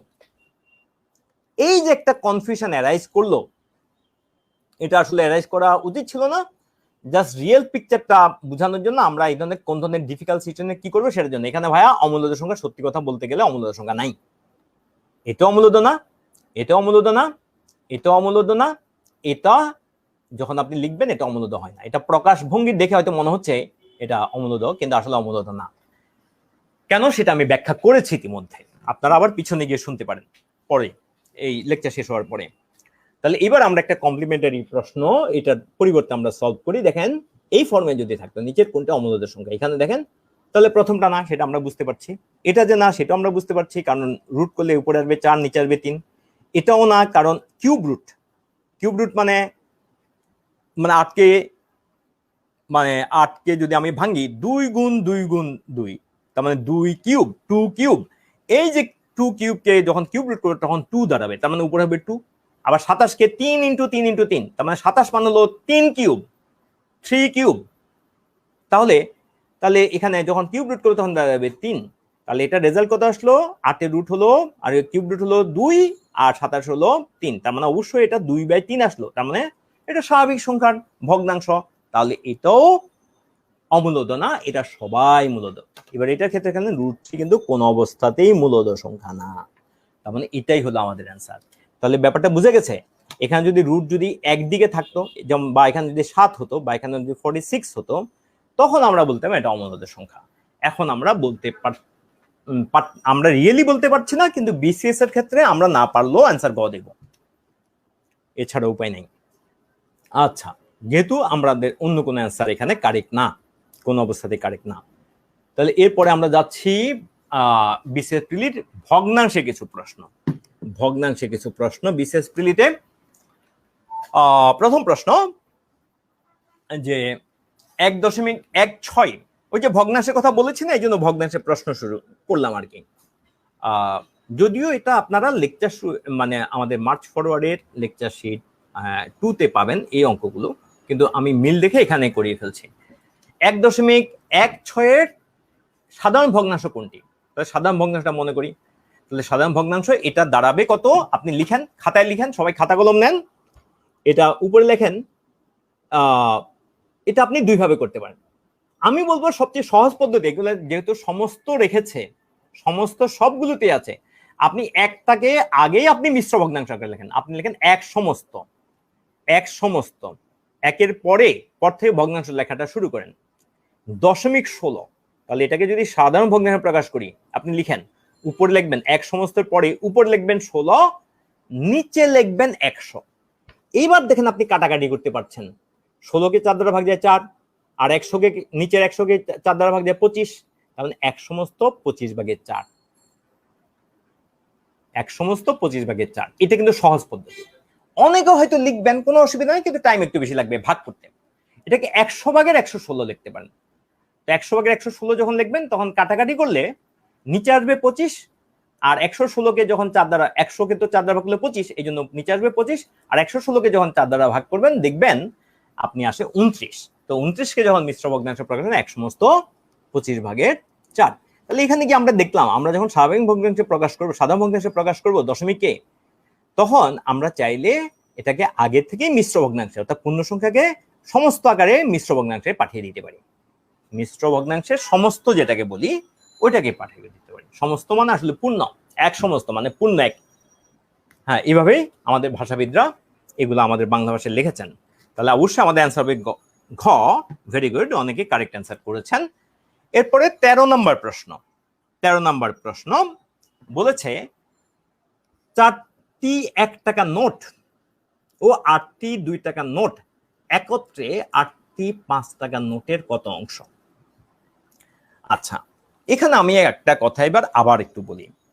আজকের কথাটা কিন্তু, আজকের ক্লাসটা কিন্তু ডেসক্রিপটিভ বেশি। যদি আমি অঙ্ক কিছু কিছু করছি, কিন্তু ওই যে শুরুতে যেগুলো বলেছে এগুলো বোর্ডে লিখিতে গেলে এগুলা পুরাটা কিন্তু আপনাকে আমি দেখাতে পারতাম না। তো আমি এখন আজকের ক্লাসে এই যে এটা স্লাইড ব্যবহার করার প্রধান কারণ হলো পুরো জিনিসটা আপনাকে টোটাল পিকচারটা দেওয়া। যেহেতু এখানে আমরা ডিজিটাল ওয়ার্ল্ডে করছি, আমরা একটু ভেরিয়েশন রাখতে পারি। বোর্ডে লিখতে গেলে আমাদের আসলে এটা হতো না জিনিসটাই ভাবে। আরেকটা জিনিস এই যে আমরা সলভ করছি, এগুলো যেহেতু ছোট ছোট সলিউশন, আমাদের একটু মাথায় মাথায় সলভ করার একটু প্র্যাকটিসও থাকা দরকার ভাইয়া। হ্যাঁ, কারণ জীবনে সবকিছু আপনাকে বোর্ডে হাতে কলমে লিখে আপনিও করাবেন না, কেউ আপনাকে লিখবেন। এই জন্য শুনে বুঝে ফেলার অভ্যাস, অর্থাৎ understanding by seeing, understanding by listening, এই এই ক্যাপাসিটি কিন্তু বিল্ড আপ করার ব্যাপার আছে। তো আসেন, আমাদের বলেছে যে 4টি 1 টাকা নোট ও 8টি 2 টাকা নোট একত্রে 8টি 5 টাকা নোটের কত অংশ? তো 4টি 1 টাকা নোট, 1 টাকা নোট, এক একটা হলো 1 টাকা, তো 4টি, তাহলে এখানে 4 টাকা। 8টি ও বলেছে, তার মানে এটা একসাথে, একত্রে বলেছে আবার এখানে 8টি 2, তাহলে এখানে 16 টাকা, তাহলে একত্রে এখানে দাঁড়ালো কিন্তু 20 টাকা। দেখেন একত্রে দাঁড়ালো এখানে 20 টাকা। এবার বলেছে 8টি 5 টাকা নোটের কত অংশ? ভগ্নাংশ বললে এর কার সাথে আছে? নোটের কত অংশ মানে শেষটার কত অংশ? যেটার সাথে এর প্রত্যয় যোগ হবে সেটা অলওয়েজ হরে চলে যাবে। যেটার সাথে এর প্রত্যয় যোগ হবে বা ইংলিশে লিখলে অফের পরে যেটা থাকবে সেটা অবশ্যই হরে চলে যাবে। তাহলে 8টি 5 টাকা নোট মানে হলো 40 টাকা। 5 টাকা নোট এক একটা 5 টাকা, তাহলে 8টা, তাহলে 5 8 40, তাহলে 40 যাবে নিচে, আর উপরে এখানে 4 আর 16, তার মানে 20। তো নিচে 40, উপরে 20, তাহলে এবার দেখেন কত হয়। তার মানে 2/1 আপনি মুখোমুখি করতে পারছেন। এই অঙ্কগুলো, আজকের অঙ্কগুলো সহজ, কিন্তু কনসেপ্টগুলো ডিফিকাল্ট বলেই আমরা আজকে স্লাইডের মাধ্যমে করছি। এই জন্য স্লাইডগুলো বারবার দেখেন, দরকার হলে যেখানে দরকার স্ক্রিনশট নেবেন। ওকে, তাহলে এটার অ্যান্সার হলো খ। মাশাআল্লাহ, আলহামদুলিল্লাহ, অনেকেই কিন্তু আপনাকে কনগ্রাচুলেশনস, আপনারা অনেকেই কারেক্ট অ্যান্সার করেছেন। এরপরে আমরা যাব এবার আরেকটা নতুন জিনিসে, যে পৌনঃপুনিক ভগ্নাংশের অঙ্ক কিন্তু আমরা এখনো করিনি। তার আগে আমি বলেছিলাম, কথা দিয়েছিলাম ক্লাসের মাঝখানে, যে পৌনঃপুনিক ভগ্নাংশকে কিভাবে সাধারণ ভগ্নাংশে প্রকাশ করা যায় সেটা আমি ব্যাখ্যা করব। কিন্তু এখানে পৌনঃপুনিক ভগ্নাংশের সাথে আমি সসীম দশমিক ভগ্নাংশকে নিয়ে আসছি। অসীমটাকে কেন আনিনি, অসীম অপনবনীকে কেন আনি, কারণ সেটা তো অমূলদ, সে তো ভগ্নাংশে প্রকাশই করা যাবে না। সসীমকে পারবো, পৌনবনীকে পারবো সাধারণ ভগ্নাংশে প্রকাশ করতে, কিন্তু অসীম অপনবীকে তো পারবো না, সেটা তো অমূলদ, নামটাই হলো অমূলদ, স্বাভাবিক সংখ্যার আকারে প্রকাশ করা যায় না বলে অমূলদ। আচ্ছা, এরপরে আমরা দেখি যে 0.3 এটা মানে কি? 0.3 মানে 10/1। দেখেন এই যে দশমিক পরে এক ঘর, যখনই এক ঘর থাকবে, পৌনপদিক না থাকলে কিন্তু এখানে কিন্তু কথা আছে। এই যখন সাধারণ দশমিক, সসীম দশমিক, পৌনবিন্দু অসীম, সসীম দশমিক ভগ্নাংশের ক্ষেত্রে যখন পৌনমিক থাকবে না, তখন পৌনপদিক না থাকলেই দশমিকের পরে প্রতি ঘরের জন্য আপনি একদম চোখ বন্ধ করে এখানে একের পাশে একটা থাকলে দুইটা শূন্য বসাতেন। যেমন এখানে দেখেন 0.3কে লিখেছি 10 ভাগের, এখানে 0.34কে লিখেছি 100 ভাগের। তো যাই হোক, এটা কিন্তু 0.3 মানে 10/3, আর 0.34 মানে 100/34। আবার দেখেন আরেকটা, এখানে এটা 1.3 মানে কিন্তু 10/3, এভাবে কিন্তু আবার 1.13 মানে কিন্তু 100/113। কিন্তু আমি এতক্ষণ পর্যন্ত যা বলেছি, আমি পৌনপদিকের কথা কিন্তু ভুলেও উল্লেখ করিনি। হ্যাঁ, এরপরে এখন আমরা পৌনপনিকে আমরা যাচ্ছি। হ্যাঁ, মোহাম্মদ কামরুজ্জামান স্বপন, আপনাকে অনেক ধন্যবাদ। আমি অনেক আনন্দিত উপভোগ করছি, অনেক আনন্দিত ফিল করছি যে আপনাদেরকে আমি কিছুটা হলো হেল্প করতে পারছি। এবং এটাই আসলে এই যে আমাদের মার্চ ফরওয়ার্ডের ইয়ে হলো, আসুন মায়া ছড়াই। কি অসাধারণ একটা কথা, আসুন মায়া ছড়াই। এই তো এই মায়া দিয়ে আমরা আমাদের জাতিটাকে, এখনো আমাদের জাতিটা যা আছে ইনশাল্লাহ তার চেয়ে ভালো হবে যদি আমরা মায়া ছড়াতে থাকি। এবং মার্চ ফরওয়ার্ডের প্রচেষ্টা থাকবে এটা, আমাদের শেখানোতে থাকবেও সেটাই। হ্যাঁ, আসুন তাহলে আমরা আমি কিন্তু এর মধ্যে সসীম দশমিক ভগ্নাংশকে কিভাবে সাধারণ ভগ্নাংশে প্রকাশ করা যায় সেটা কিন্তু আমি এর মধ্যে বলে ফেলেছি। 0.3, দশমিকের প্রতি ঘরের জন্য একের পাশে একটা শূন্য, 2 ঘর থাকলে 2টা শূন্য, 3 ঘর যদি থাকে কখনো 3টা শূন্য। এখানে 3 ঘরটা অবশ্য আমি দিইনি, কিন্তু আমার কনসেন্ট্রেশন হলো পৌনপনিকের বেলায়। এই যে 0.333, এই যে 3 বারবার আসলে এটা বলি 0.3 পৌনপনিক। পৌনপনিক বুঝাতে এই যে একটা ফোঁটা, 3টাই শুধু রিপিট করে। পৌনপনিকের এক একটা ঘরের জন্য আসবে নয়, যেখানে পৌনপনিক আছে বুঝাবে, যে সংখ্যাটা পুনঃ আসবে বুঝাবে, সেটার জন্য হরে বসবে একটা নয়। 2টা থাকলে 2টাতে যদি বুঝায় 2টা নয়, না বুঝালে কিন্তু এটা শূন্য। কোনোটা যদি পৌনপনিক, এটা একটু পরেই দেখবো। আচ্ছা, তাহলে এখানে আমরা এবার 0.3, তাহলে 0.333 এটা মানে 0.3 পৌনপনিক মানে 9/3। এবার আসুন যে 0.34 100/4 হলো, কিন্তু 0.34 এটা যদি আসতে থাকে, এটা এখানে সসীম, এখানে থেমে গেছে। এখানে শূন্য ছাড়া আপনি আর কিছুই বসাতে পারবেন না। এখানে কিন্তু আপনি সারা জীবন ধরে লিখলেও লেখা শেষ হবে না, কারণ এটা অসীম। আপনার জীবন, আপনার সন্তানের জীবন, আপনার নাতির জীবন, তাদের নাতির জীবন, সবার জীবন চলে গেলেও এটা লেখা শেষ হবে না। এটা অসীম, এটা হলো অসীমের ধারণা। তাহলে 0.3 পৌনপনিক 4 পৌনপনিক, এটা 3ও বারবার আসে, 4ও বারবার, 3 4 পুরাটাই আসে। তাহলে ওই যে বলেছি প্রতিটা ঘরের জন্য একটা করে নয়, আর বাকিটা সরাসরি বসে গেল।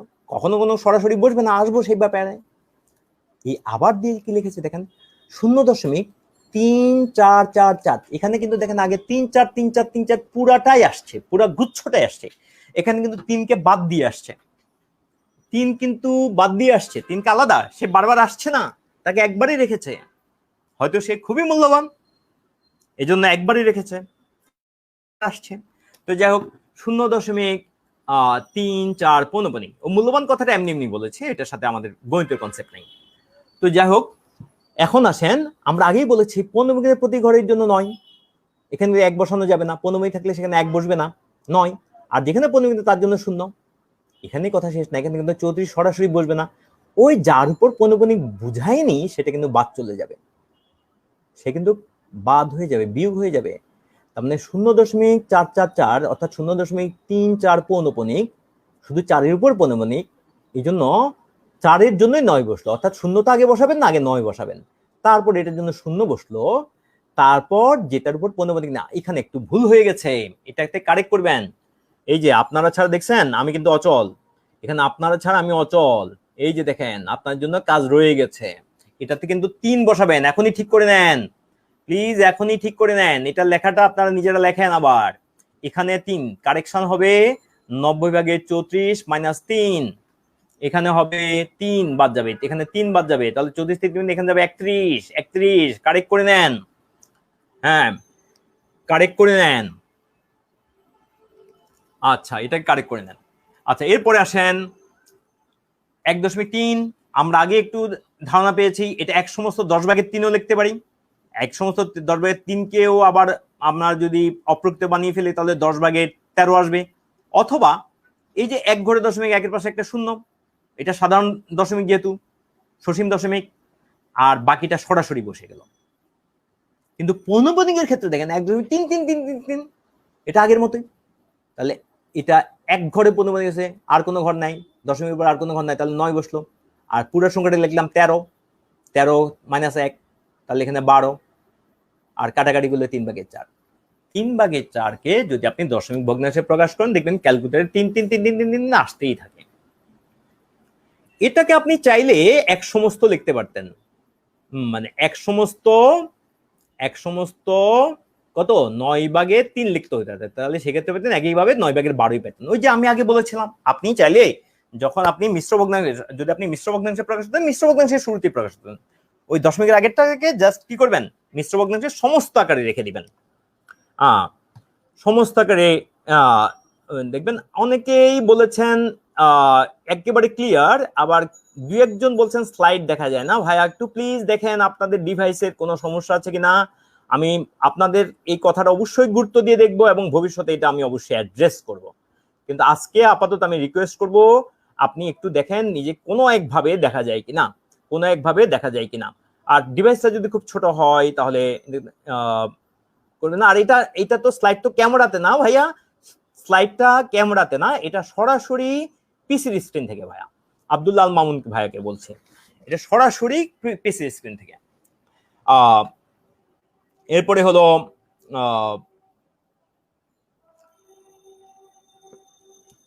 কেউ বলছেন দেখা যাচ্ছে তো।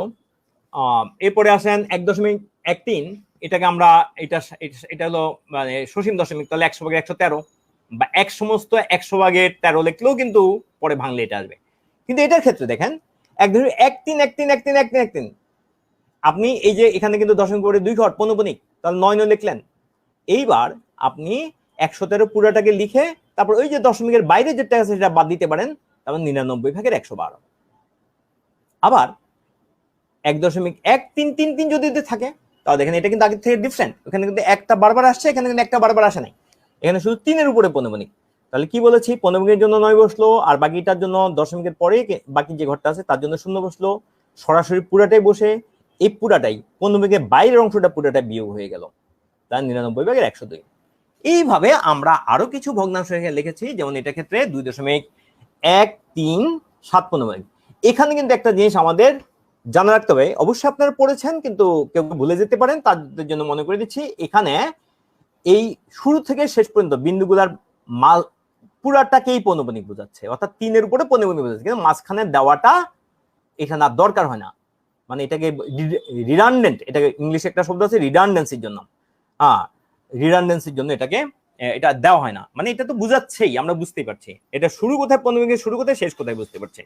তাহলে এখানে 3টা ঘরে পৌনঃপুনিক বোঝাচ্ছে, তাহলে 3টা ঘরের জন্য প্রতি ঘরের জন্য 9, তাহলে 3টা 9 বসে গেল, পুরো সংখ্যাটা বসলো, তারপর পৌনঃপুনিকের বাইরে যেটা আছে সেটা দশমিকের আগে থাকুক পরে থাকুক কোনো অসুবিধা নাই, পৌনঃপুনিক ছাড়া যতটুকু আছে ছোটটুকু বিয়োগ হয়ে গেল, তাহলে ভাগে করলে বিয়োগ করলে এতটাই দাঁড়াবে। আপনারা একটু নিজেরা হাতে কলমে করবেন, যে টুকিটাকি প্রিন্টিং মিস্টেক যেগুলো থাকতে পারে এগুলো নিজেরাই আপনারা সদ্যোগে করবেন, তাহলে ইনভলভমেন্ট আরো বাড়বে, ইনশাল্লাহ আরো বাড়বে।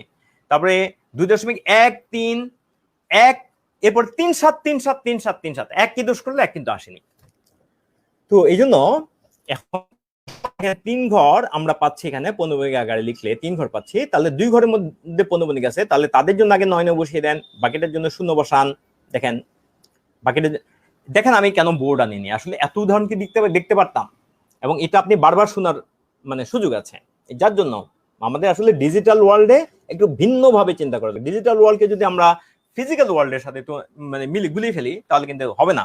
ডিজিটাল ওয়ার্ল্ডের এগুলা অনেক কষ্ট করে বানিয়েছি, ইনফ্যাক্ট শুধু আপনাদের ভালোর জন্য। হ্যাঁ, তাহলে এই জন্য বোর্ড যখন দরকার অবশ্যই আপনারা আস্থা রাখেন, এখানে আমি বোর্ড ব্যবহার করব, অবশ্যই ব্যবহার করব, এবং আপনাদের কথাগুলো আমি মাথায় রাখবো, বিবেচনা করবো, অ্যানালাইসিস করব। ইনশাল্লাহ আমি আপনাদের যেভাবে বেস্ট হয় সেভাবেই করব। এরপর আসেন যে 2.137 তাহলে এখানে একটা কিন্তু বাদ গেল, এটা তাহলে দুইটা নয়, এই একটা শূন্য পুরাটা লিখলাম, 15 বাইরে দশমিক আগে থাকুক পরে থাকুক, 15 বাইরের অংশটা বিয়োগ করে দিলাম, যা আসে। এরপরে 2.13777 প্যাটার্নটা দেখেন, এবার শুধু 7ই আসতেছে, মানে শুধু 7-এর উপর 15। তাহলে 7-এর জন্য এই এক ঘরে 15, এই জন্য 9 বসলো, বাকি 2 ঘর দশমিকের পরে আরো 2 ঘর আছে, দুইটা শূন্য বসলো, পুরাটা লিখলাম। এই 15 বাইরে যে অংশটা আছে পুরাটাই বাদ দিয়ে দিলাম। তাহলে এতগুলো সংখ্যা ভাই লিখতে গেলে তো বোর্ডে ওই ক্লাসের আধা ঘন্টা এখানেই চলে যেত, বুঝতে পেরেছেন না?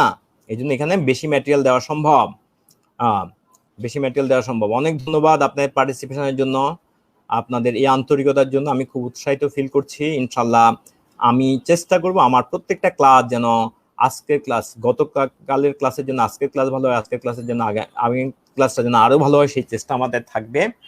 ওই মায়া ছড়ান, আসুন মায়া ছড়াই। তো আসেন আমরা বুঝি জিনিসগুলো ভালো করে, বুঝাটাই আমাদের আসল। তো আসেন এবার আসেন বিশেষ প্রিলিতে পৌনঃপুনিক ভগ্নাংশের প্রশ্ন। বিশেষ প্রিলিতে পৌনঃপুনিক ভগ্নাংশের প্রশ্ন আমরা যাই। বিশেষ প্রিলিতে পৌনঃপুনিক ভগ্নাংশের প্রশ্ন দেখেন, এই যে যা বলেছে 0.47 পৌনঃপুনিককে সাধারণ ভগ্নাংশে পরিণত করলে কত হবে? 32তম বিশেষ এর প্রশ্ন, প্রিলি প্রশ্ন। তাহলে ওই যে যা বলেছে মনে করেন তো, কি বলেছিলাম? যারা পারেন তারা পারেনি, আর যারা ভুলে টুলে গেছেন তারা আবার আমার সাথে চিন্তা করেন। তাহলে কিভাবে করবো এখন আমিও জানি না, ধরলাম। তাহলে এই যে এটা এখানে দশমিক করে 2 ঘর দেখতে পাচ্ছি, তাহলে 1 ঘর, তাহলে এই 15 1 ঘর, তাহলে 15 ঘরের জন্য আগে 9 বসিয়ে দিই, দশমিক উপরে বাকিটার জন্য 0 বসাই, তারপর বসাবো পুরাটা 47। কিন্তু 4 তো বিয়োগ করতে হবে, সেটা তো এখানে করা হয়নি। তাহলে এই তো হয়ে গেছে, এই তো ভুলটা বুঝতে পেরেছি। তার মানে এখানে 90 ভাগের ঠিক আছে, কিন্তু 47 থেকে 4 বিয়োগ যাবে, তাহলে 47 থেকে 4 বিয়োগ দিতে 43।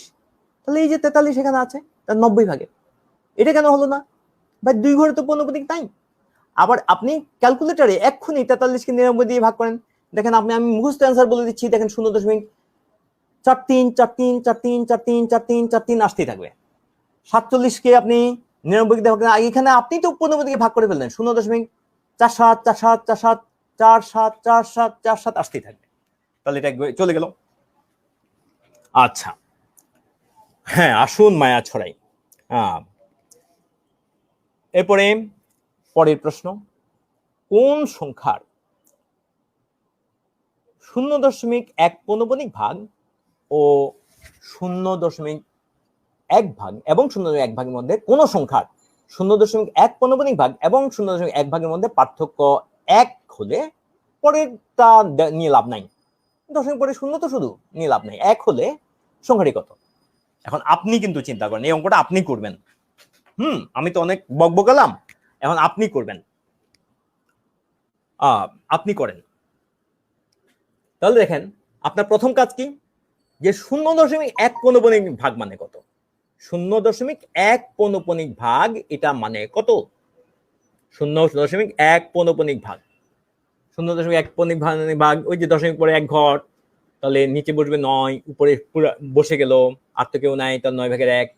তাহলে প্রথম ভাগ হলো 9 ভাগের 1, আর দ্বিতীয়টা কত? 0.1। তাহলে এখানে যেহেতু পৌনঃপুনিক নাই, 1 ঘরের জন্য 10, মানে 1 এর পাশে 0 বসবে, তাহলে 10 ভাগের 1 ভাগ। তাহলে এইবার 9 ভাগের 1 ভাগ থেকে 10 ভাগের 1 ভাগ বাদ দেন তো দেখি, 9 ভাগের 1 ভাগ থেকে 10 ভাগের 1 ভাগ বাদ দেন। লিখেছেন? খাতা লিখেন, খাতা কলম নিয়ে বসবেন, গণিত ক্লাস, খাতা কলম রাখবেন সাথে, গণিত ক্লাস। তাহলে 9 ভাগের 1 ভাগ থেকে 10 ভাগের 1 ভাগ, তাহলে দেখেন লসাগু কত আসবে? 9 আর 10 এর লসাগু আসবে 90। এবার 9 ভাগের 1 ভাগের জায়গায় 9 দিয়ে ভাগ করলে 10, উপরে থাকবে 10, আর 10 ভাগের 1 ভাগের জায়গায় 10 দিয়ে ভাগ করলে 9, উপরে থাকবে 9। তার মানে সেকেন্ড লাইনে আসবে, প্রথম লাইন হলো 9 ভাগের 1 মাইনাস 10 ভাগের 1, 9 ভাগের 1 বিয়োগ 10 ভাগের 1। পরের লাইনে সমান আসবে লসাগু 90, নিচে থাকবে 90, উপরে 10 বিয়োগ 9, তাহলে 90/1। তাহলে ওরা বলছে এই যে পার্থক্য, এটার মান হলো 1, তাহলে সংখ্যাটা কত? তো 90/1 যদি 1 হয়, 1 ভাগে যদি 1 হয়, জিনিসটা তো 90 ভাগ, তো 90/90, তাও তো এটার কোনো সমস্যা নেই। তাহলে আমরা অ্যান্সারটা কত বলতে পারি? আমরা অ্যান্সারটা বলতে পারি গ। তাহলে এই হলো আমাদের সংখ্যার কিছু অঙ্ক এবং সংখ্যার কিছু কনসেপ্ট আমরা করলাম। তাহলে আবার শুরু থেকে একটু দেখে নিই, আমরা একটু রিভিউ করি। শুরুতে রিভিউ করে আমরা কি কি পড়েছি, যারা হয়তো পরে জয়েন করেছেন। আজকের ক্লাসে আমরা শুরু করেছি কোত্থেকে? আজকে আমরা সংখ্যা থেকে আমরা শুরু করেছি। আমি একটু কুইকলি রিভিউ করে দিচ্ছি। আমরা স্বাভাবিক সংখ্যা শিখেছি। স্বাভাবিক সংখ্যা কারা? যাদের মাধ্যমে আমরা গণনা করি 1 2 3 4 5 6। কেউ কেউ শূন্যকে ইনক্লুড করে, কিন্তু আমাদের দেশের সিলেবাসে শূন্যকে স্বাভাবিক সংখ্যা মানে ন্যাচারাল নাম্বার মধ্যে রাখা হয়নি। এদের আরেকটা নাম হলো ধনাত্মক পূর্ণ সংখ্যা। আচ্ছা, এরপরে আমরা শিখেছি 2 দ্বারা ভাগ করলে ভাগ গেলে জোড়, না গেলে বিজোড়। আবার আমরা শিখেছি যে যারা শুধুমাত্র 2টা সংখ্যা দ্বারা ভাগ যায় তারা হলো মৌলিক, যারা 2টার বেশি সংখ্যা অর্থাৎ 3টা 4টা 5টা 6টা এরকম সংখ্যা দ্বারা ভাগ যায় পূর্ণ সংখ্যা, তাদেরকে বলে আমরা যৌগিক সংখ্যা, তাদেরকে আমরা বলি যৌগিক সংখ্যা। এই ব্যতিক্রম, এর বাইরে 2টা সংখ্যা রয়ে গেছে। একটা হলো 1, এটা মৌলিক না, যৌগিক না। এটার অন্য নাম আছে একক সংখ্যা নামে ডাকা হয়। কেউ বলে এটা মাল্টিপ্লিকেটিভ আইডেন্টিটি, অর্থাৎ এটার দ্বারা গুণ করলে কোনো কিছু চেঞ্জ হয় না। আবার এরপরে একদম শেষের আরেকটা ব্যতিক্রম হয়ে গেছে শূন্য। শূন্য হলো সে নিজের দ্বারা ভাগ যায় না, কিন্তু দুনিয়া সবার দ্বারা ভাগ যায়। নিজের দ্বারা ভাগ যায় না মানে ভাগ করলে রেজাল্ট কত এটা কেউ জানে না। তো এটার হলো, এটাকে বলে অ্যাডিটিভ আইডেন্টিটি, অর্থাৎ শূন্য, কোনো কিছুর সাথে শূন্য যদি যোগ করেন তাহলে ওই যোগফল ওই মূল জিনিসটা থেকে যাবে। অর্থাৎ 1 এর সাথে শূন্য যোগ করলে 1, 2 এর সাথে শূন্য যোগ করলে 2, এভাবে অ্যাডিটিভ আইডেন্টিটি। তো যাই হোক, এরপর আমরা দেখেছি সাধারণ ভগ্নাংশ। এর মধ্যে আমরা প্রকৃত অপ্রকৃত বলেছি। প্রকৃত কি? এখানে আমরা বলেছি প্রকৃত মানে আসলেই ভগ্নাংশ, প্রকৃত কথা মানে প্রকৃত, জেনুইন, তাহলে প্রপার, তার মানে উপরে ছোট নিচে বড়। আর অপ্রকৃত এখানে আমরা প্রিন্টিং মিস্টেক আপনার কারেকশনের জন্য রেখেছি, উপরে বড় নিচে ছোট হবে, এটা হলো ইমপ্রপার ফ্র্যাকশন, যাদেরকে আমরা মিশ্র ভগ্নাংশে প্রকাশ করতে পারি। এরপর আমরা বলেছি দশমিক ভগ্নাংশ। দশমিক ভগ্নাংশের আমরা কিভাবে আসলো সেটা আমরা ব্যাখ্যা করেছি, বাট এটা পরীক্ষার জন্য খুব বেশি গুরুত্বপূর্ণ না, আর দরকার হলে আপনি পরে আবার শুনে নেবেন। এরপর আসেন দশমিক ভগ্নাংশের। এরপর আমরা দেখলাম দশমিক ভগ্নাংশের ক্ষেত্রে সসীম আছে, অসীম আছে।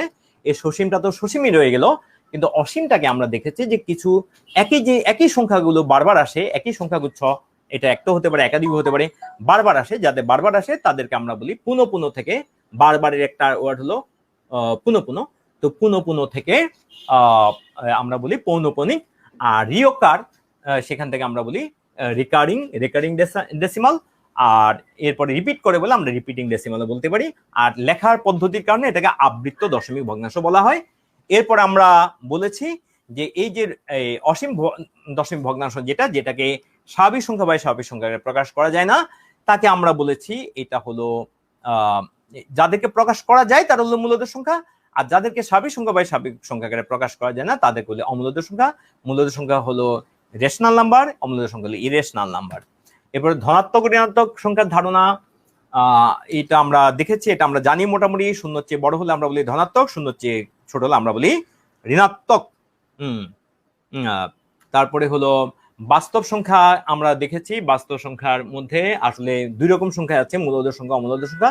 বাট মূলদের মধ্যে ভিতরে আবার সংখ্যা আছে, স্বাভাবিক সংখ্যা, সাধারণ ভগ্নাংশ, সসীম ভগ্নাংশ। এখানে বাস্তব সংখ্যার ক্লাসিফিকেশনটা আমরা দেখেছি, ওই যে মূলত 2 ভাগ, মূলদ অমূলদ। এরপরে মূলদের মধ্যে ভাগগুলো আমরা আলোচনা করেছি ইতিমধ্যে, বারবার বলেছি, তারপরে এক নজরে দেখে নেন। এরপরে আমরা বলেছি যে আসলে এর বাইরেও সংখ্যা আছে, ইমাজিনারি নাম্বার বা 2টা মিলিয়ে রিয়েল নাম্বার বা বাস্তব সংখ্যা এবং কাল্পনিক সংখ্যা মিলিয়ে যে কমপ্লেক্স নাম্বার, কিন্তু সেটা আমাদের টেস্টের জন্য দরকার নেই। সেটা ইন্টারেস্ট থাকলে আমরা এর বাইরে শিখে নেব। টেস্ট প্রিপারেশন আপাতত যতটুকু টেস্টের জন্য দরকার সেটা আমরা ভালো করে শিখবো, কনসেপ্ট ক্লিয়ার করে শিখবো। এরপর আমরা মৌলিক সংখ্যা ধারণা পেয়েছি, এবং মৌলিক সংখ্যার এখানে 1 থেকে 100 পর্যন্ত, 120 পর্যন্ত মৌলিক সংখ্যা 4টা দিয়েছি। গ্রিন কলামের গুলো কখনোই মৌলিক হবে না। আর দেখেন কিছু একটা রেড দিয়ে বাকিগুলা কিন্তু মানে গ্রিনও আছে, ইয়েলো আছে, যেমন 3, 5-এর ক্ষেত্রে কিন্তু বাকি সবগুলা কিন্তু গ্রিন হয়ে গেছে। অর্থাৎ শেষে 2 আছে এমন মৌলিক সংখ্যা শুধু একটা, শেষে 5 আছে এমন মৌলিক সংখ্যা শুধু 5। আর শেষে 6 কোনো মৌলিক সংখ্যা না শেষে, আর শেষে 7 থাকলে মৌলিকও হতে পারে, নাও হতে পারে। তো যাই হোক, 10 বা তার উপরে যত মৌলিক সংখ্যা আছে তাদের শেষে থাকে 1, 3, 7, 9। এই পয়েন্টটা মনে রাখবেন। এবং আমরা বলেছি 120 পর্যন্ত কোন সংখ্যা মৌলিক কিনা এটা টেস্ট করার জন্য শুধু 3 আর 7 দ্বারা ভাগ করলেই চলে। এরপরে 1 থেকে 100 পর্যন্ত এটা আপনারা পরে স্ক্রিনশট নিয়ে নেবেন এবং এক নজরে দেখে নেওয়ার চেষ্টা করবেন। এরপরে আমরা এই সংখ্যাগুলো করলাম। তাহলে আজকে আমরা অনেক পড়লাম, আসলে মানে যতটুকু পড়লাম আলহামদুলিল্লাহ। এখন এটাই ভালো করে রিভাইজ করেন। আজকের ক্লাসটা আমরা আর লেংদি করব না। আপনাদেরকে অনেক ধন্যবাদ, অনেক ধন্যবাদ আপনাদের সবার আন্তরিক যেই অংশগ্রহণের জন্য। আপনারা কমেন্ট করে আমাকে বিভিন্নভাবে উৎসাহ দিয়ে, লাইক দিয়ে, শেয়ার দিয়ে বিভিন্নভাবে আমাদেরকে উৎসাহিত করেছেন। আপনাদেরকে অসংখ্য ধন্যবাদ। আর সুস্থ থাকবেন, নিরাপদ থাকবেন, যেখানে যাবেন মাস্ক অবশ্যই ব্যবহার করবেন, অবশ্যই ব্যবহার করবেন, মাস্ক ছাড়া কোথাও যাবেন না। আর কারোর সাথে কথা বলতে অবশ্যই আপনার বাসার দরজায় যদি কেউ আসে আপনি কথা বলতে অবশ্যই মাস্ক পরে নেবেন, আলসেমি করবেন না। এবং অবশ্যই আপনি কোনো কিছু ধরার পরে আপনার সবসময় ঘরের মধ্যে থাকে এরকম জিনিস ছাড়া, যে বাইরের কারোর টাচ লেগেছে এরকম কিছু জিনিস আপনি টাচ করার পরে অবশ্যই হাত ধুবেন। এবং অবশ্যই এর মধ্যে যে আমাদের কেরিয়ার গড়ার যে প্রিপারেশন, এটা আমাদের চলতেই থাকবে। নিজের স্বাস্থ্যের প্রতি সচেতন থাকবেন, নিজের ক্যারিয়ারের প্রতি সচেতন থাকবেন, পড়াশোনা চালিয়ে নেবেন। আর সময়ের কাজ সময়ে করতে হয়। এখন প্যান্ডেমিক বলে এই মহামারীর সময় আমরা যদি অলসতা করে যদি সময় কাটাই তাহলে কিন্তু আমাদের হবে না। আমরা সময়গুলোকে ভালোভাবে ইউটিলাইজ করার চেষ্টা করব, কাজে লাগানোর চেষ্টা করব। তাহলে থ্যাংক ইউ সো মাচ। আপনাদের সাথে সময়টা আমার অনেক ভালো কেটেছে। তো ভালো থাকবেন সবাই। আল্লাহ হাফেজ। আসসালামু আলাইকুম ওয়া রাহমাতুল্লাহ।